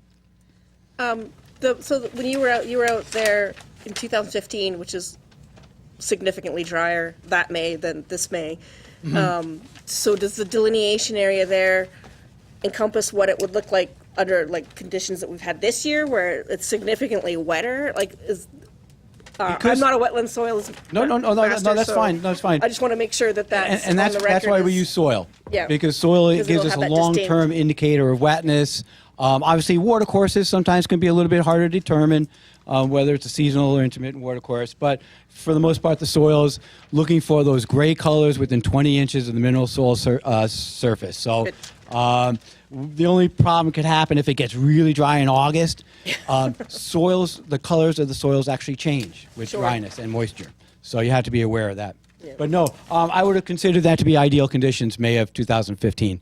Okay, my second question then is, or whoever did the plans can answer maybe, is if we're talking about changing what the town has for wetlands versus what you've flagged out there, which sheet shows us clearly what's the town and what's the change that you're looking at? There's so many sheets here, I'm not quite sure I can tell. I don't have a map of the wetland area showing on what the town called as wetlands because because I thought we actually went to the job site and shown where all the wetlands is. I didn't think it was that important for us to compare that. Well, the reason we ask for that is so that, I mean, if you're arguing that there's different wetlands than what the town is showing, like if there's more or less, it'll impact, because we have to go by what the town says are wetlands as part of our regulations. And so if you're proposing that, especially if you're doing some construction in an area that Mr. Ianni's flagging indicates is not a wetlands area, but our town map shows that it is, then that's good. That's where the confusion is. And we're not saying that it can't be changed, just that we need to be able to see what those changes may be. In comparison. In comparison, so that's not to say that it's going to change a decision one way or the other, just that if we don't have that information, it's hard to make a determination of whether that's going to be a concern for the construction that you've proposed. No, I don't know what else to say. Usually in any project I worked on, they always want the actual wetlands delineated. And they generally never ask me where the town maps showed the wetlands because this is more accurate. The town maps are 2,000 feet to an inch or something to that accuracy. That is why even whatever we flag on the field is not 100% accurate. It could be a foot off or 2 feet off. That is the reason we have not shown. It is not a difficult thing to do. Thank you.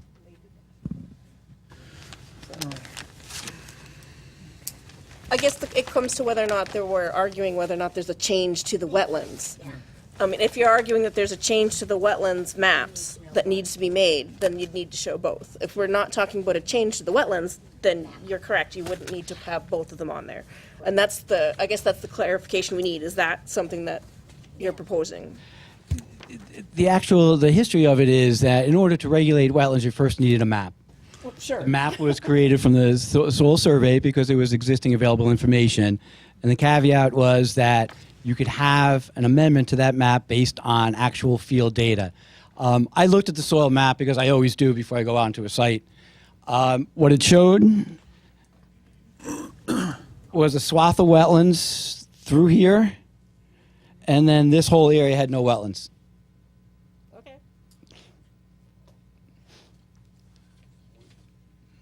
So you have the town wetland map if you'd like it put into the record. But basically what you're asking for is how does what is proposed compare with this map? And it is right in the requirements to put an application in for a change of map. It says first show us this and then show us the other.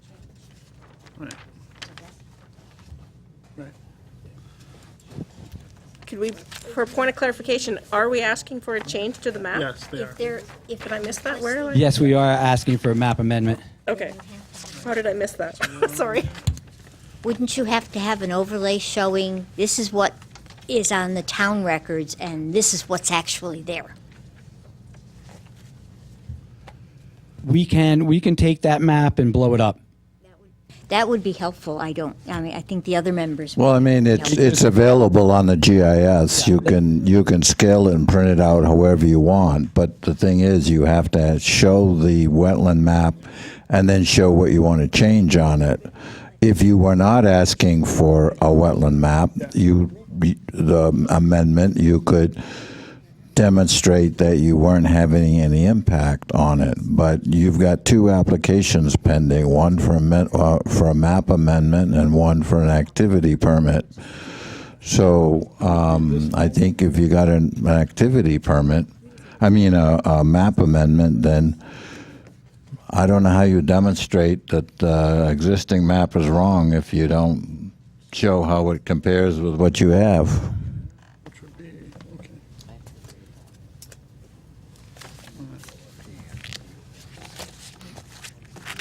Yeah, I think that's necessary. If you can see on the map, that the property that we're looking at, the about 30 acres, shows up at about 1/4 of an inch by 1/4 of an inch. Maybe. Not even that much, 1/8 of an inch by 1/8 of an inch. It does. I mean, that's a pocket guide that is in the book. I mean, the entire wetland map hangs on the wall in the planning office and takes up probably that whole wall over there. Yeah. Previously, we've had a comparison plan. And the time I've been here, I've never seen an applicant come in without comparing the two. Right. I think it would help clarify, at least for me, but for all of us, and I believe that you've gone out there and done your due diligence, but we need to be able to Understand, show- we will provide you with that map. From looking at this, though, I mean, they're proposing more wetlands than what is on Right, ours. right, but the thing is, you need to be clear. Oh, agreed. Yeah. But, I mean, it's a, as far as the construction is concerned. Yeah, I think that he's done a great job in showing us where the areas are, but I think that it would be helpful, and as Roger said, usually you get a comparison. I think overlays are great, but, that's just my idea. I just have a clarification thing, if I can, Mr. Chairman, which is all the earlier versions of this map that I saw, you had a conservation area and you had an area to be restricted, and there's no such delineation or demarcation on any of your current maps. So my question would be, what of this site would you plan on having a conservation area on, reserved for open space? Wouldn't that be part of the application, the actual, not the boundary redesignation, but the actual activity application? Well, I mean, because the commission is going to consider this, and you say there's a large area of this site that would throw you into an Army Corps of Engineers review and will never happen, but things that never happen might happen.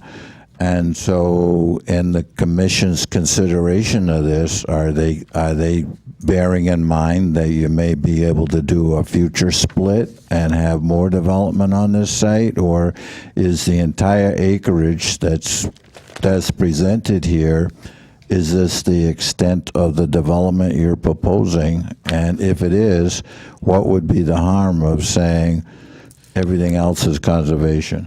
We will provide you with a more detailed map showing the existing town boundaries, and as part of our activities application, we will deal with the planning, zoning, open space considerations. Well, with all due respect, sir, I've met with Mr. Sharif on many, many occasions over the last year and a half. We always had a conservation district on the map, and it was part of the whole discussion when we came up with these two lots. It disappeared somewhere between the last meeting and this one. For your information, I just want to go back to recollect my mind on what we did. When we first approached you for, can you hear me?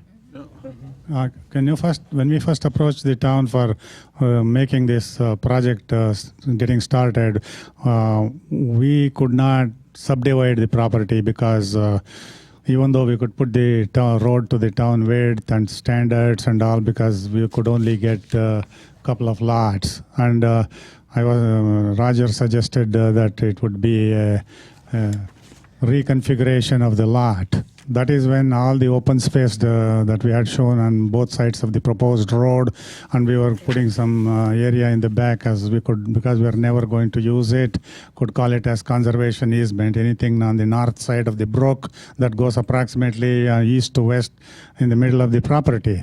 So I didn't see any point in showing any open space, and I thought we could include that because it's a reconfiguration of the property. We didn't want to show any conservation easement, and we have no objection to showing any land that is called as conservation easement. And also the question comes on who it has to be deeded and other things. Thank you. So just to be clear, there is no future plans to build on any other part of this parcel, and you will show that on a map. There is no other plan that we have developed or we are thinking of to develop on the north side of the brook that goes from east to west in the middle of the property. But I also recall that you had down along the street in here as open space on your original map. We seem to be getting away from the boundary redesignation portion of the meeting, and we've jumped into the other part of the hearing. No, we're not, sir, and it's for the commission to decide how the meetings run. This here, where you show significant wetlands, Mm-hmm. is that going to be conserved or preserved, or are you? Not. We'd be glad to talk about that as part of the application for activity. Right now, we're trying to get through the boundary redesignation, which is just a change in the wetland boundaries. And then the second meeting, the second part of the public hearing, would be the activity application, where we could talk about open space and impacts to wetlands and all the other details. But we seem to be kind of merging from boundary redesignation to activity. Okay. Well, sir, right. all I'm saying is I've met with these two gentlemen many times, and I've met with this gentleman many times, and when an application moves forward, there are expectations that it's moving forward based upon previous meetings. You said you haven't even read the report, you didn't know you were coming tonight, and so it's kind of like, who speaks for the applicant? All right. Mr. Chairman, thank you. Here's what I propose. If you can give us an extension to our meeting in September, that would give you time to give us a comparison map and to create another map. We will continue the public hearing portion of the boundary redesignation, if you'll agree to that extension. You have to continue. Continue it. Continue it. Yeah, do an extension to continue, and then continue. You can't table. Yeah. But it's, Roger, do we need an extension? Do we need an We extension? need an extension till September 1st. Otherwise, we would have to vote on it tonight. Otherwise, we have to vote on what we know to this point. We will get an extension to you. Well, it has to be given tonight before you leave, or the commission will have Write it to out, make but the commission will have to make a decision. We'll take care of that.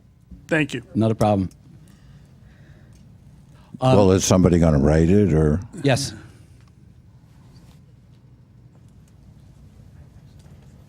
It will. Okay. So that's the boundary redesignation portion of the meeting, and because it's a public hearing, not to run your meeting, but don't know if you want to open it up to the public with regard to the boundary redesignation. Thank you. I think the format is that you now present your activity thing, and then you'll come on that, sir. Fine. they have two applications. Do you read the public notices into the record before the meeting? We did. I did already. Thank you. Explanation of the project. I'm so confused. Can you hear me? Thank you. I'm so confused. use on this one? I don't see two permits, I see one permit application. When we were considering different alternatives with the town, what we had done was we had created 2 lots and a roadway. And we had whatever that is north of the brook that is flowing somewhere in east to west. All of that area in the back, on the north side of the brook, we had we called it as conservation easement or something that has to be decided on what the town wants, whether they want to take it as open space or what. So in the process of providing open space, on the south side of the proposed roadway, in the preliminaries, we had shown open space area here and another on the easterly side of the proposed driveway, another open space here. So the 2 open spaces on both sides of the roadway actually complied with what was required for open space. But since this project is not designed as a town road, it is just a driveway, there was no need or no requirement for open space. We have plenty of land in the back which we don't propose to use. We can give part of it, whatever that is not required for the area of the lots. As you can see, lot 1 is fairly big, and we are only using a small portion of that. And similarly, lot 2 also is fairly big.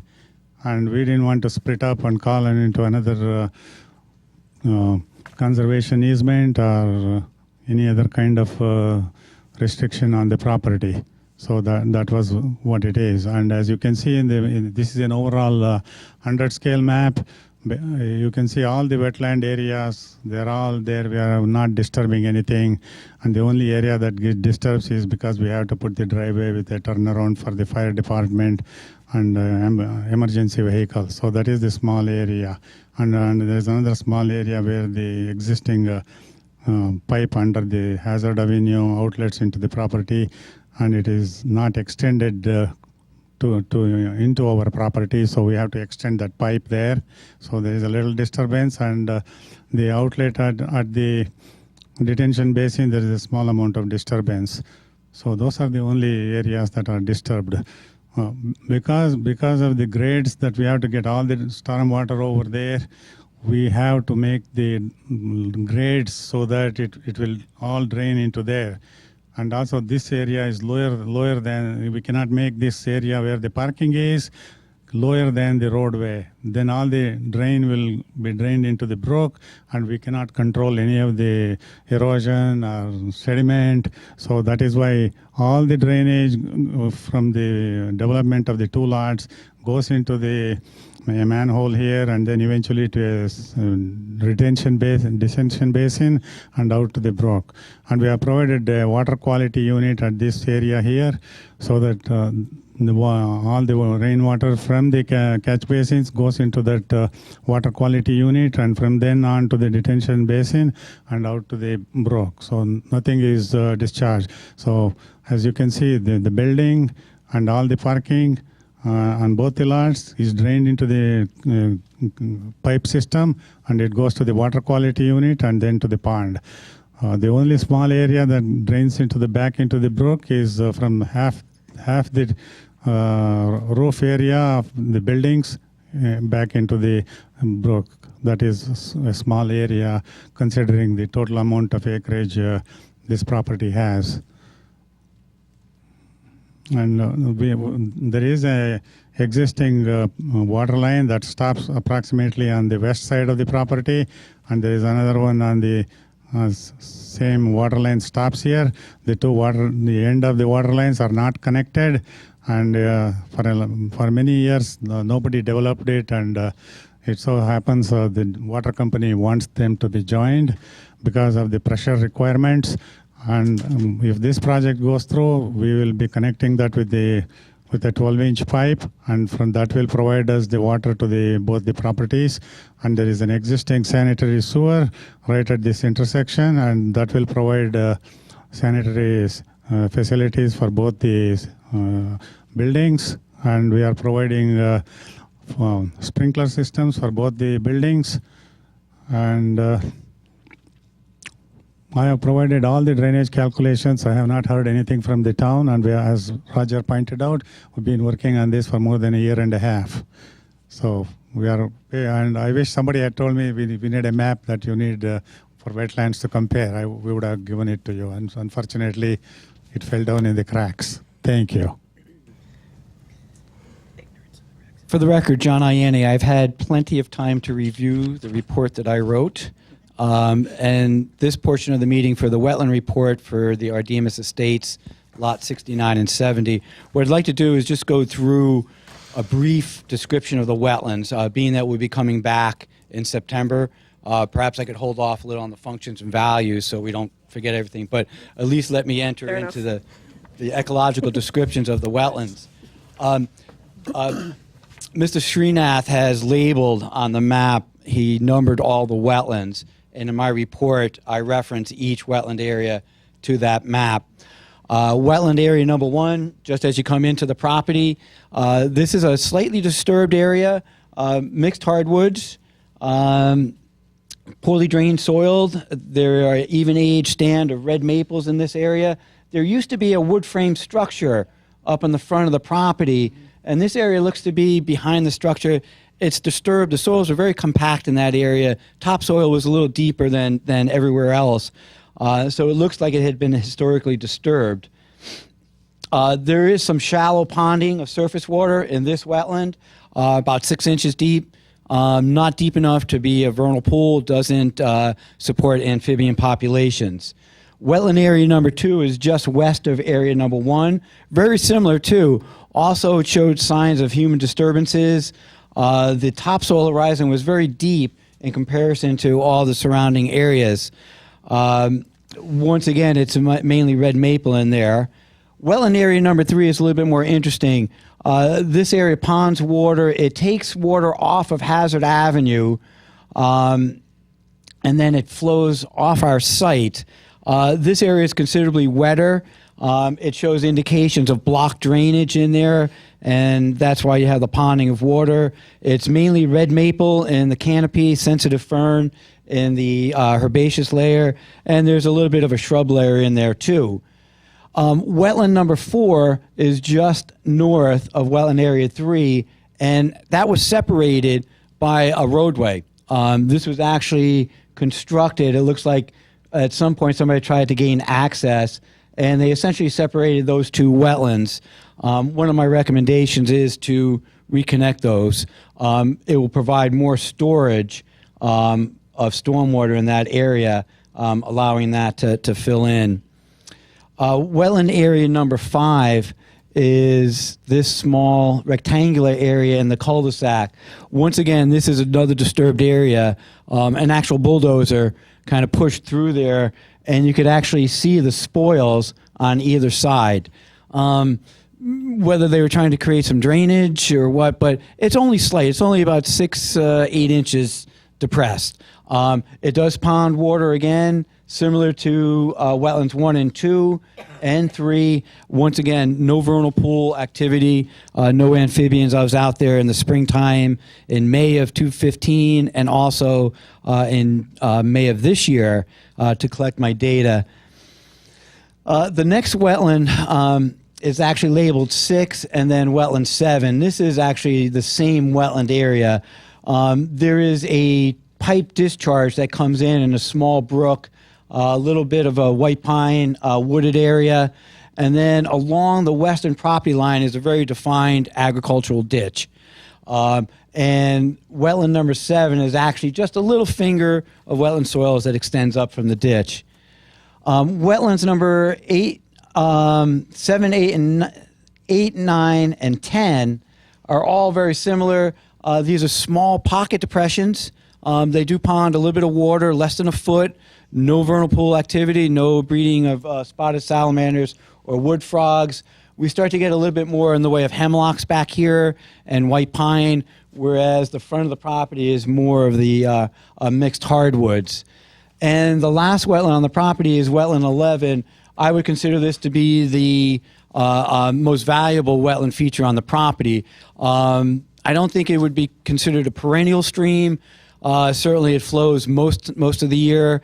Defined channel, very poorly drained wetland soils in this area. So we have ponded water most of the year, saturated up to the ground surface and even above that.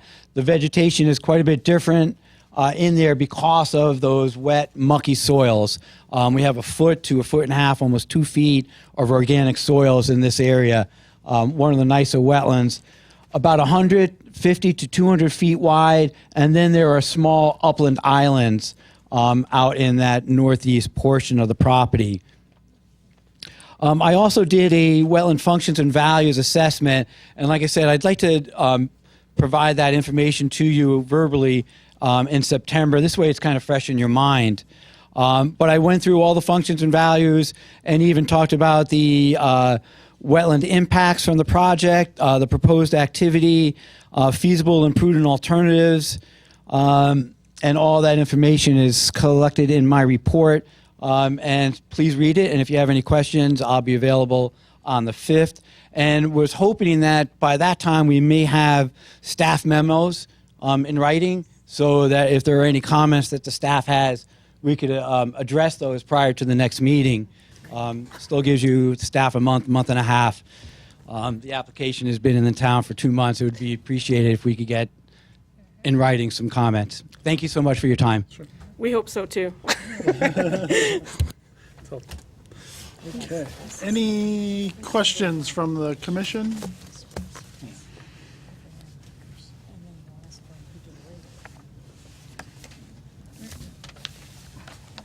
Do we have a concern about it being 2 lots? I mean, I know that's come up before with applications that are over 2 lots. But is there going to be an issue, do you think, with like there's 2 actual properties? Does the Turno property? Right, that's what we did. We put a condition, right? It was a separate condition that said if it ever separated or they were sold off half, then it would be new permits required. Okay. Yeah. Do you want to go to the public? Yep. Okay, so I'll open it up. We do have a list, Oh, there is a list for that so one you too? guys you're all set, and you can come back after the public speaks. You can come back up after the public speaks.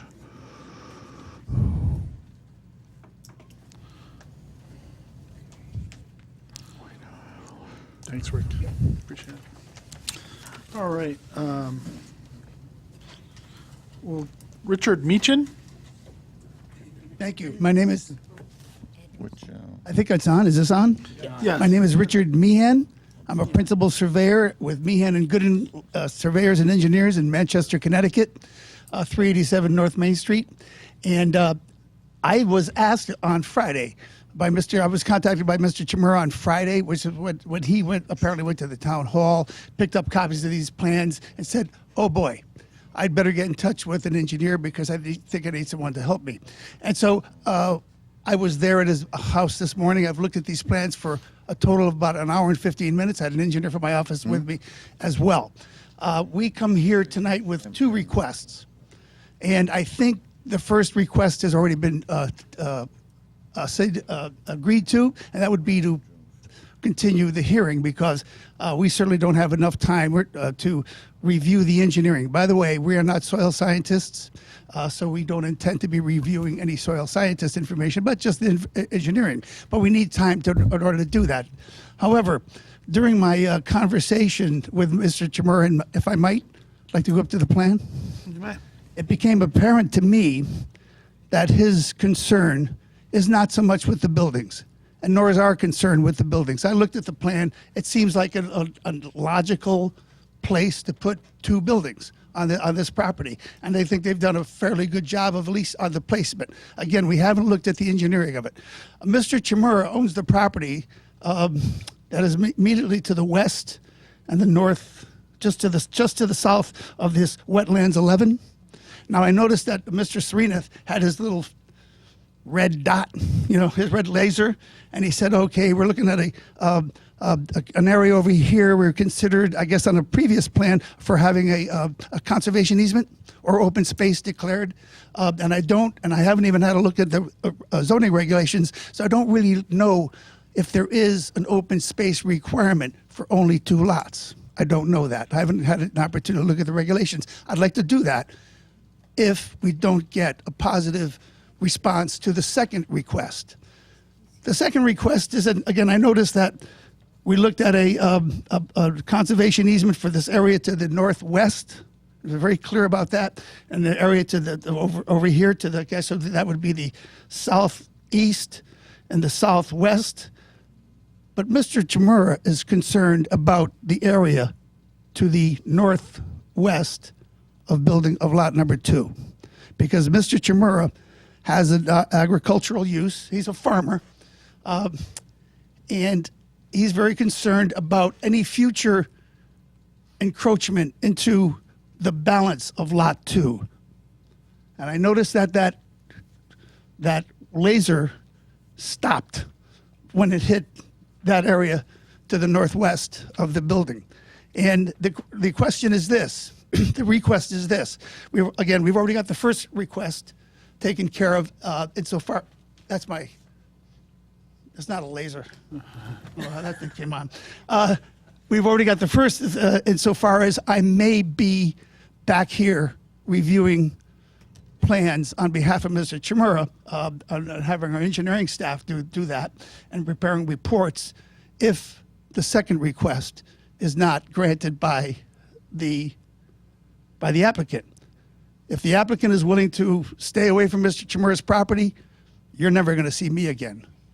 No, you may see him, but you're not going to see me again in association with this thing. So that's the question that we would like to ask the commission to direct to the applicant. It's one thing to put a conservation easement on land that you're never going to use anyway. It's something else, a show of better faith, to say, okay, this is what we plan to do. We've got 2 buildings. We're going to do those 2 buildings, and that's all we're doing. And putting a conservation easement would solve that for Mr. Chimura. Let him sleep at night. That's the extent of what my presentation. Do you have any questions? Any questions?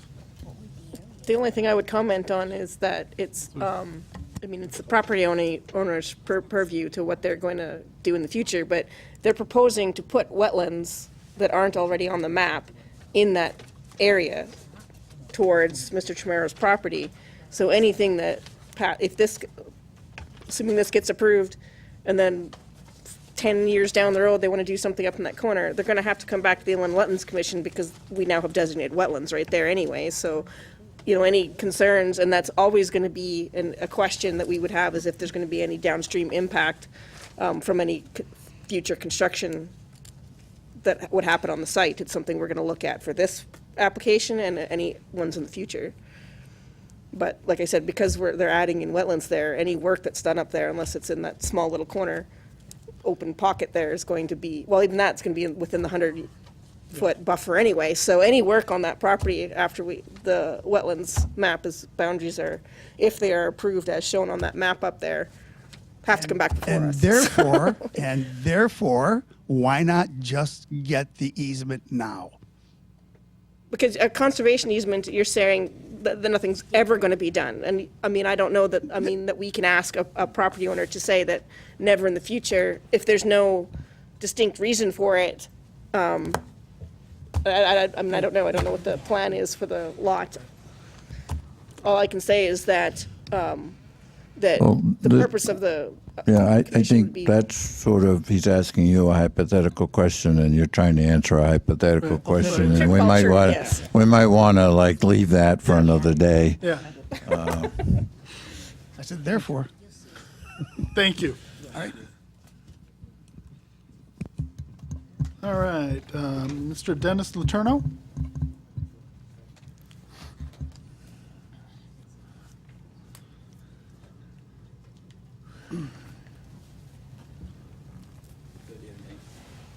Yeah, just make sure it's on, and please state your name and address. Or you can use the other one, sir, if you just make sure the button's pushed down. Dennis Letourneau, 15 Strawberry Lane, Enfield. I'm the owner, the lot next to this project. 139 Hazard Avenue on the east side.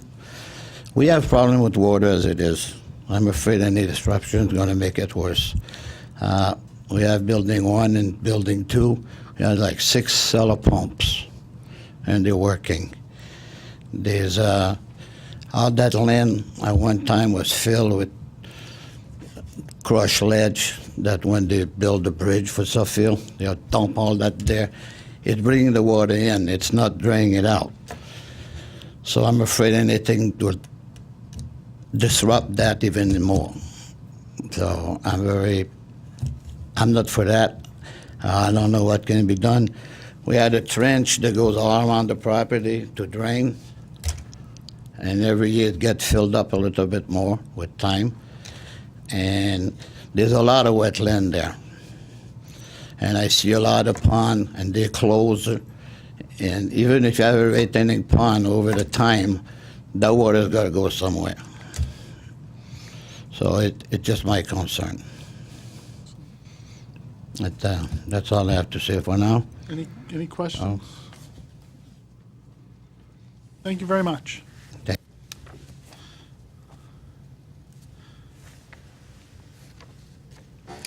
Sean? Okay. All right. Can't read that one. Okay, last, I can't read your first name, but is it Shaw? Yeah. Darshan Shah. I own again with the building next. Just address for 139 Hazard Avenue.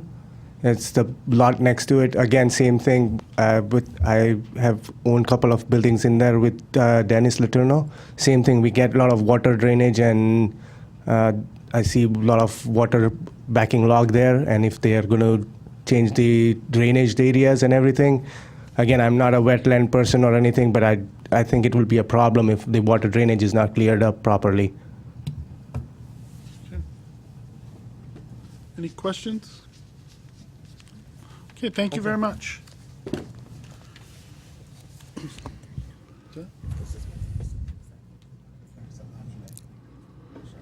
So, Mr. Chairman, we did receive the extension signed by Mr. Karanian until September the 5th on both items. I don't know if the applicant wants to hold any rebuttal until September 5th.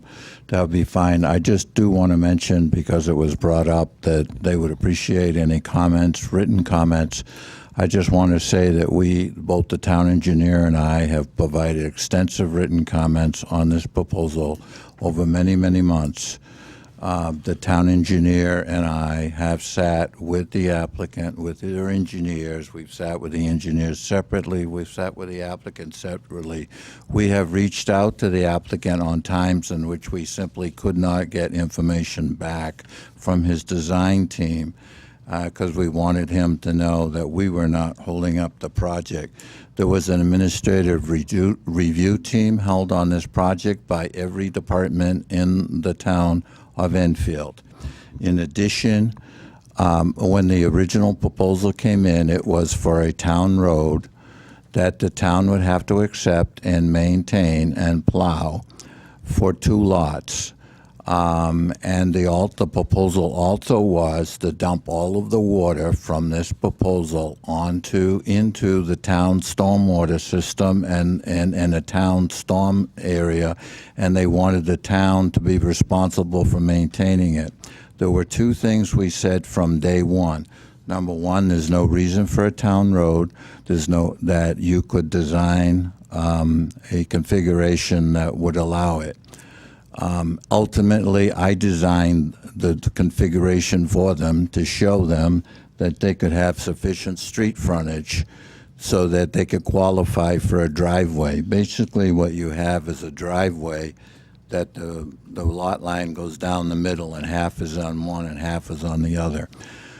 It was always part of the conversation that certain amount of land would be provided as open space. So when the gentleman says he would appreciate comments, written comments have been provided to the applicant and to the engineers on numerous occasions. And what came tonight is at variance from those written comments. And so I just wanted to make the record clear. Okay, thank you. I think what we would like to, if we could, I mean, if there's, like, I'm assuming that there will be a review of the final package, this final one that's submitted, and any comments on that, we would like included in the September package for us to review, not being, part of those previous discussions over the year. Would be very helpful, yes. That's all we were looking for is a review of this project, not the previous projects that were not submitted. Thank you. That's a good clarification, thank you. Thank you. Well, they were submitted and then withdrawn. Excuse me, I would also request for comments from the town engineer because I have provided an enormous amount of drainage computations on grading plans and all that. If that is relevant for your hearing, I think we should know that. Thank you. I do have a question. We do have, are there two separate applications? Right, there's two separate requests. One was for a I only map see one amendment. application. As well, they filled it out and they put both things on the same application. So the other thing I would suggest is in order to get the written comments by September 5th, you're going to have the revised map and documentation that we've asked it in by August 5th. We need a month to get the information, to circulate it to departments, and to get those comments back. And if there's questions that we have with respect to drainage computations or anything of that kind. So part of the onus here is on the applicant to make sure that the revised information the commission has asked for is submitted to the planning office, directly to the planning office by August 5th. So Doable? is that doable for you? That's only in a couple weeks, so. The information requested by the commission is to show the limits of the existing wetland boundary. Am I correct? For that part of the application, correct. Yes. But I am not going to change anything as far as the drainage or grades or the location of the buildings. The only question would be, where do we give the open space or conservation easement? That will not change any of the design I have done. And actually, our application with all the information was submitted maybe 4 weeks ago or even more. June 5th. Pardon? June 5th. 6 weeks Okay, ago. it was accepted on June 6th, yes. So, but whatever it is, since I'm not going to change anything in the design aspect, unless you want me to change something, I would like to know what it is and why. Yeah, with all due respect, sir, that's been an issue in that if the town engineer is going to make suggestions to you between this meeting and September 5th, it may well be in your best interest to entertain those suggested changes. So my question is, our approval would be just on this one application. It's not really two applications. Well, what you'd have to, because they've actually asked for a map amendment, you have to amend your map and first, and then after you amend your map, entertain the application in accordance with that amended map. Sometimes the applicant does not request a map amendment, but all they ask for is all they do is to demonstrate that what they're proposing is not doing impact upon wetlands. And then they talk about the delineated wetland. So this applicant chose, and we've gone through this before with when do you have to officially amend your map? What does a map amendment look? But in your regulations, a map amendment is different than an activity. The map amendment does require the public hearing. The activity does not. You have to make a finding that the activity has substantial impact in order to have a public hearing. So the initial public hearing tonight was triggered by the map amendment request. So does anybody want to make any motions. We'll have to do two, right? So you have the same item on this. We have the applicant is granted an extension till September 5th Yep. to complete the public hearing, so you would want to accept that first and then continue it till September 5th. Yep. I move to accept the applicant's request for an extension to September 5th. Second, excuse me, September 2nd meeting. Is it second? fifth. No, we were Fifth. seconding. It's the 5th, sorry. Okay, now, second. All right, roll call? Kevin, Yes. Carrie Ann, Yes. Robert, Yes. Jane, Yes. Joseph, Yes. Virginia, yes. Okay. Second now, motion? Second motion? I move that we extend the public hearing. Continue the public Continue, hearing. excuse me. I move that we continue the public hearing to the September 5th meeting. Second. Second. Roll call, please? Kevin, Yes. Carrie Ann, Yes. Robert, Yes. Jane, Yes. Joseph, Yes. Virginia, yes. Okay. 6-4? 0. Thank you. Yes. All right. Now, where's the agenda? I have it here. Oh, okay. Okay, next on the agenda, thank you. Is new business, of which there is none. There are no applications to receive. No, I don't believe so.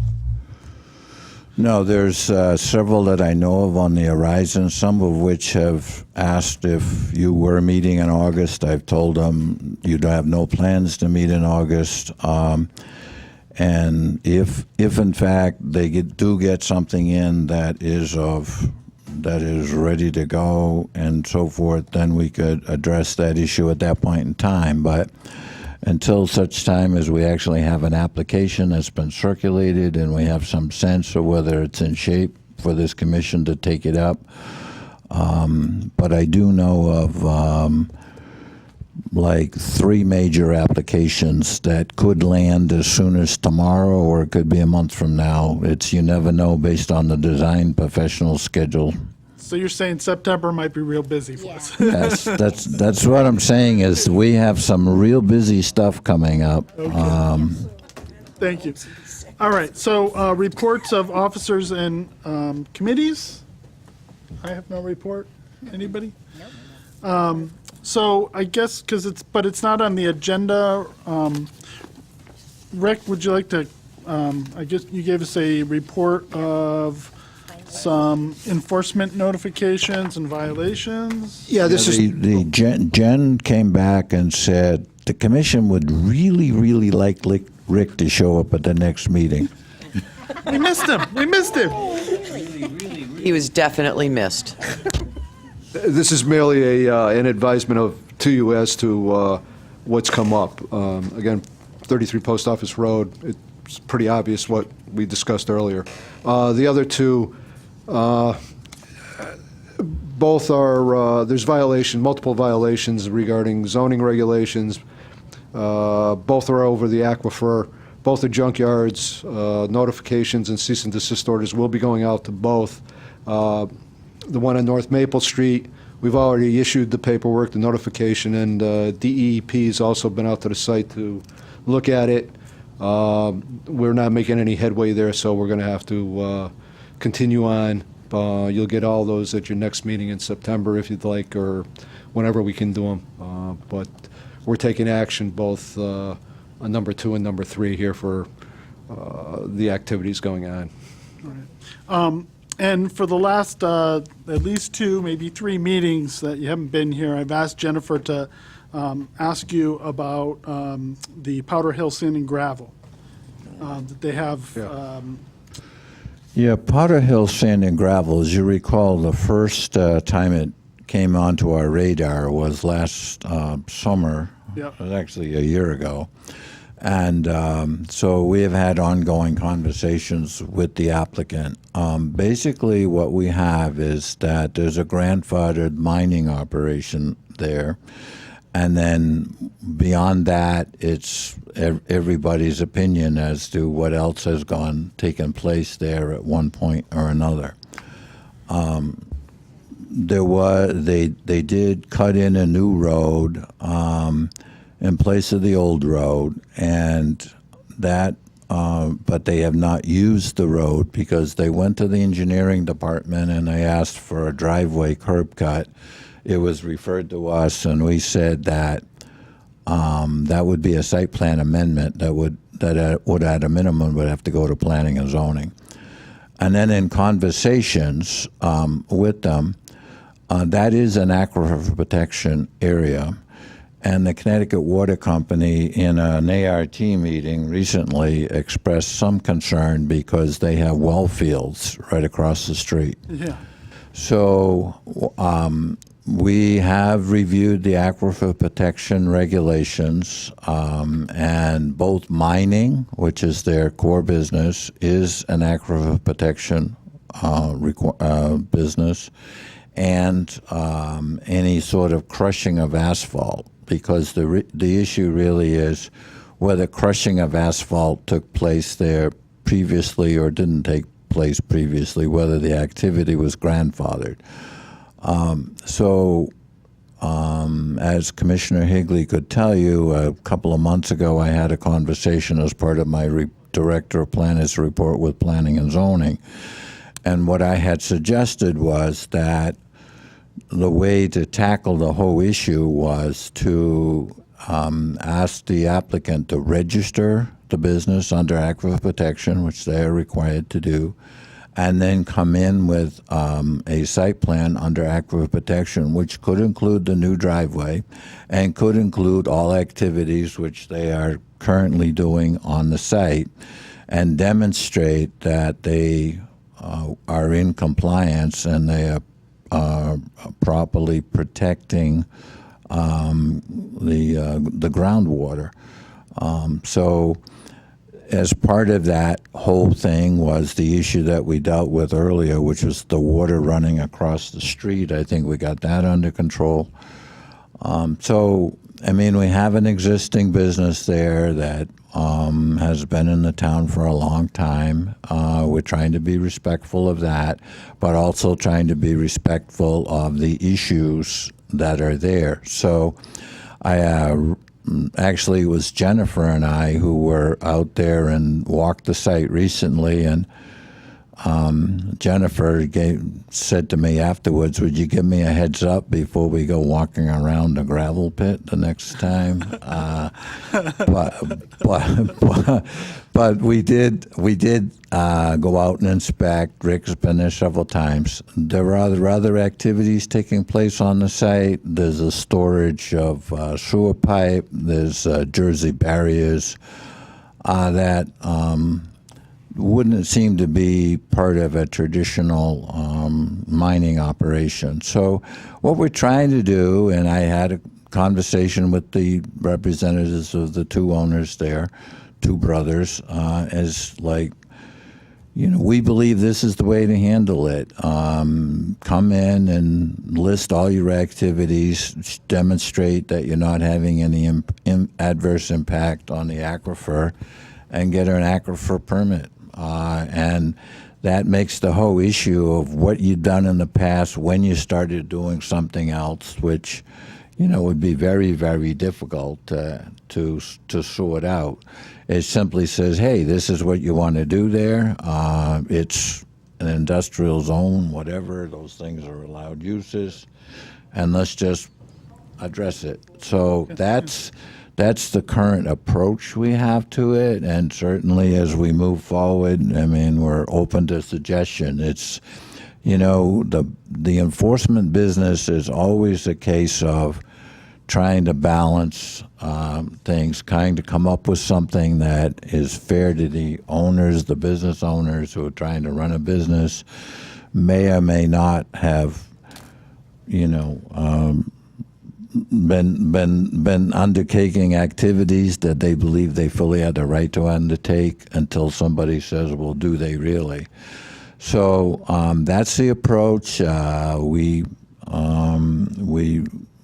we haven't got around to actually writing the letter. I know they watch these meetings. I'll say it again, we're trying to be absolutely as fair as we can. But if we have a complaint, then we have to address it. Right, thank you. All right.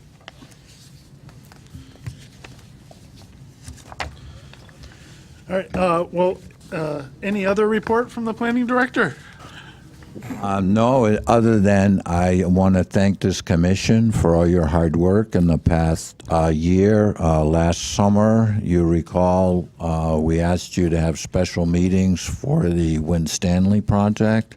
If anybody hasn't been by there lately, it's amazing what's gone on up there. We go down the list of projects that have come through the approval process in Enfield in the last, year, 15 months. There's significant activity that's taken place. We have, I think Rick has demonstrated that you have staff that's willing to take on enforcement issues. I think the way in which we were able to work together on 160 Hazard Avenue and work through those issues was tremendous. And if you drive up and down Hazard Avenue and you look at 160 Hazard Avenue, I mean, that's a nice looking building. And there were significant issues there. So Need our trees, though. Huh? Still need our trees. Yeah, no, we're aware of that, and we have a performance bond in place. And you guys get to release the bond. Right. So if you don't, so that bond only gets released when you say it does. But we don't have a bond, right? We do have Bond? yes, we do have a bond that was put on just those trees. Okay, thank you. So we've taken on a lot of difficult issues, I think that this commission has shown a willingness to work with applicants. I think you have a staff that's willing to work with applicants. And so I think that has gone a long way to the fact that we continually tell you folks, get ready because there's stuff coming through the door. And the town of Enfield is a very desirable place right now to do business, and that speaks volumes for the land use commissions. Thank you. Yes, thank you. All right. Anything else? Anything else? Anyone? I make a motion to adjourn? Second. All in favor? Yes. Aye.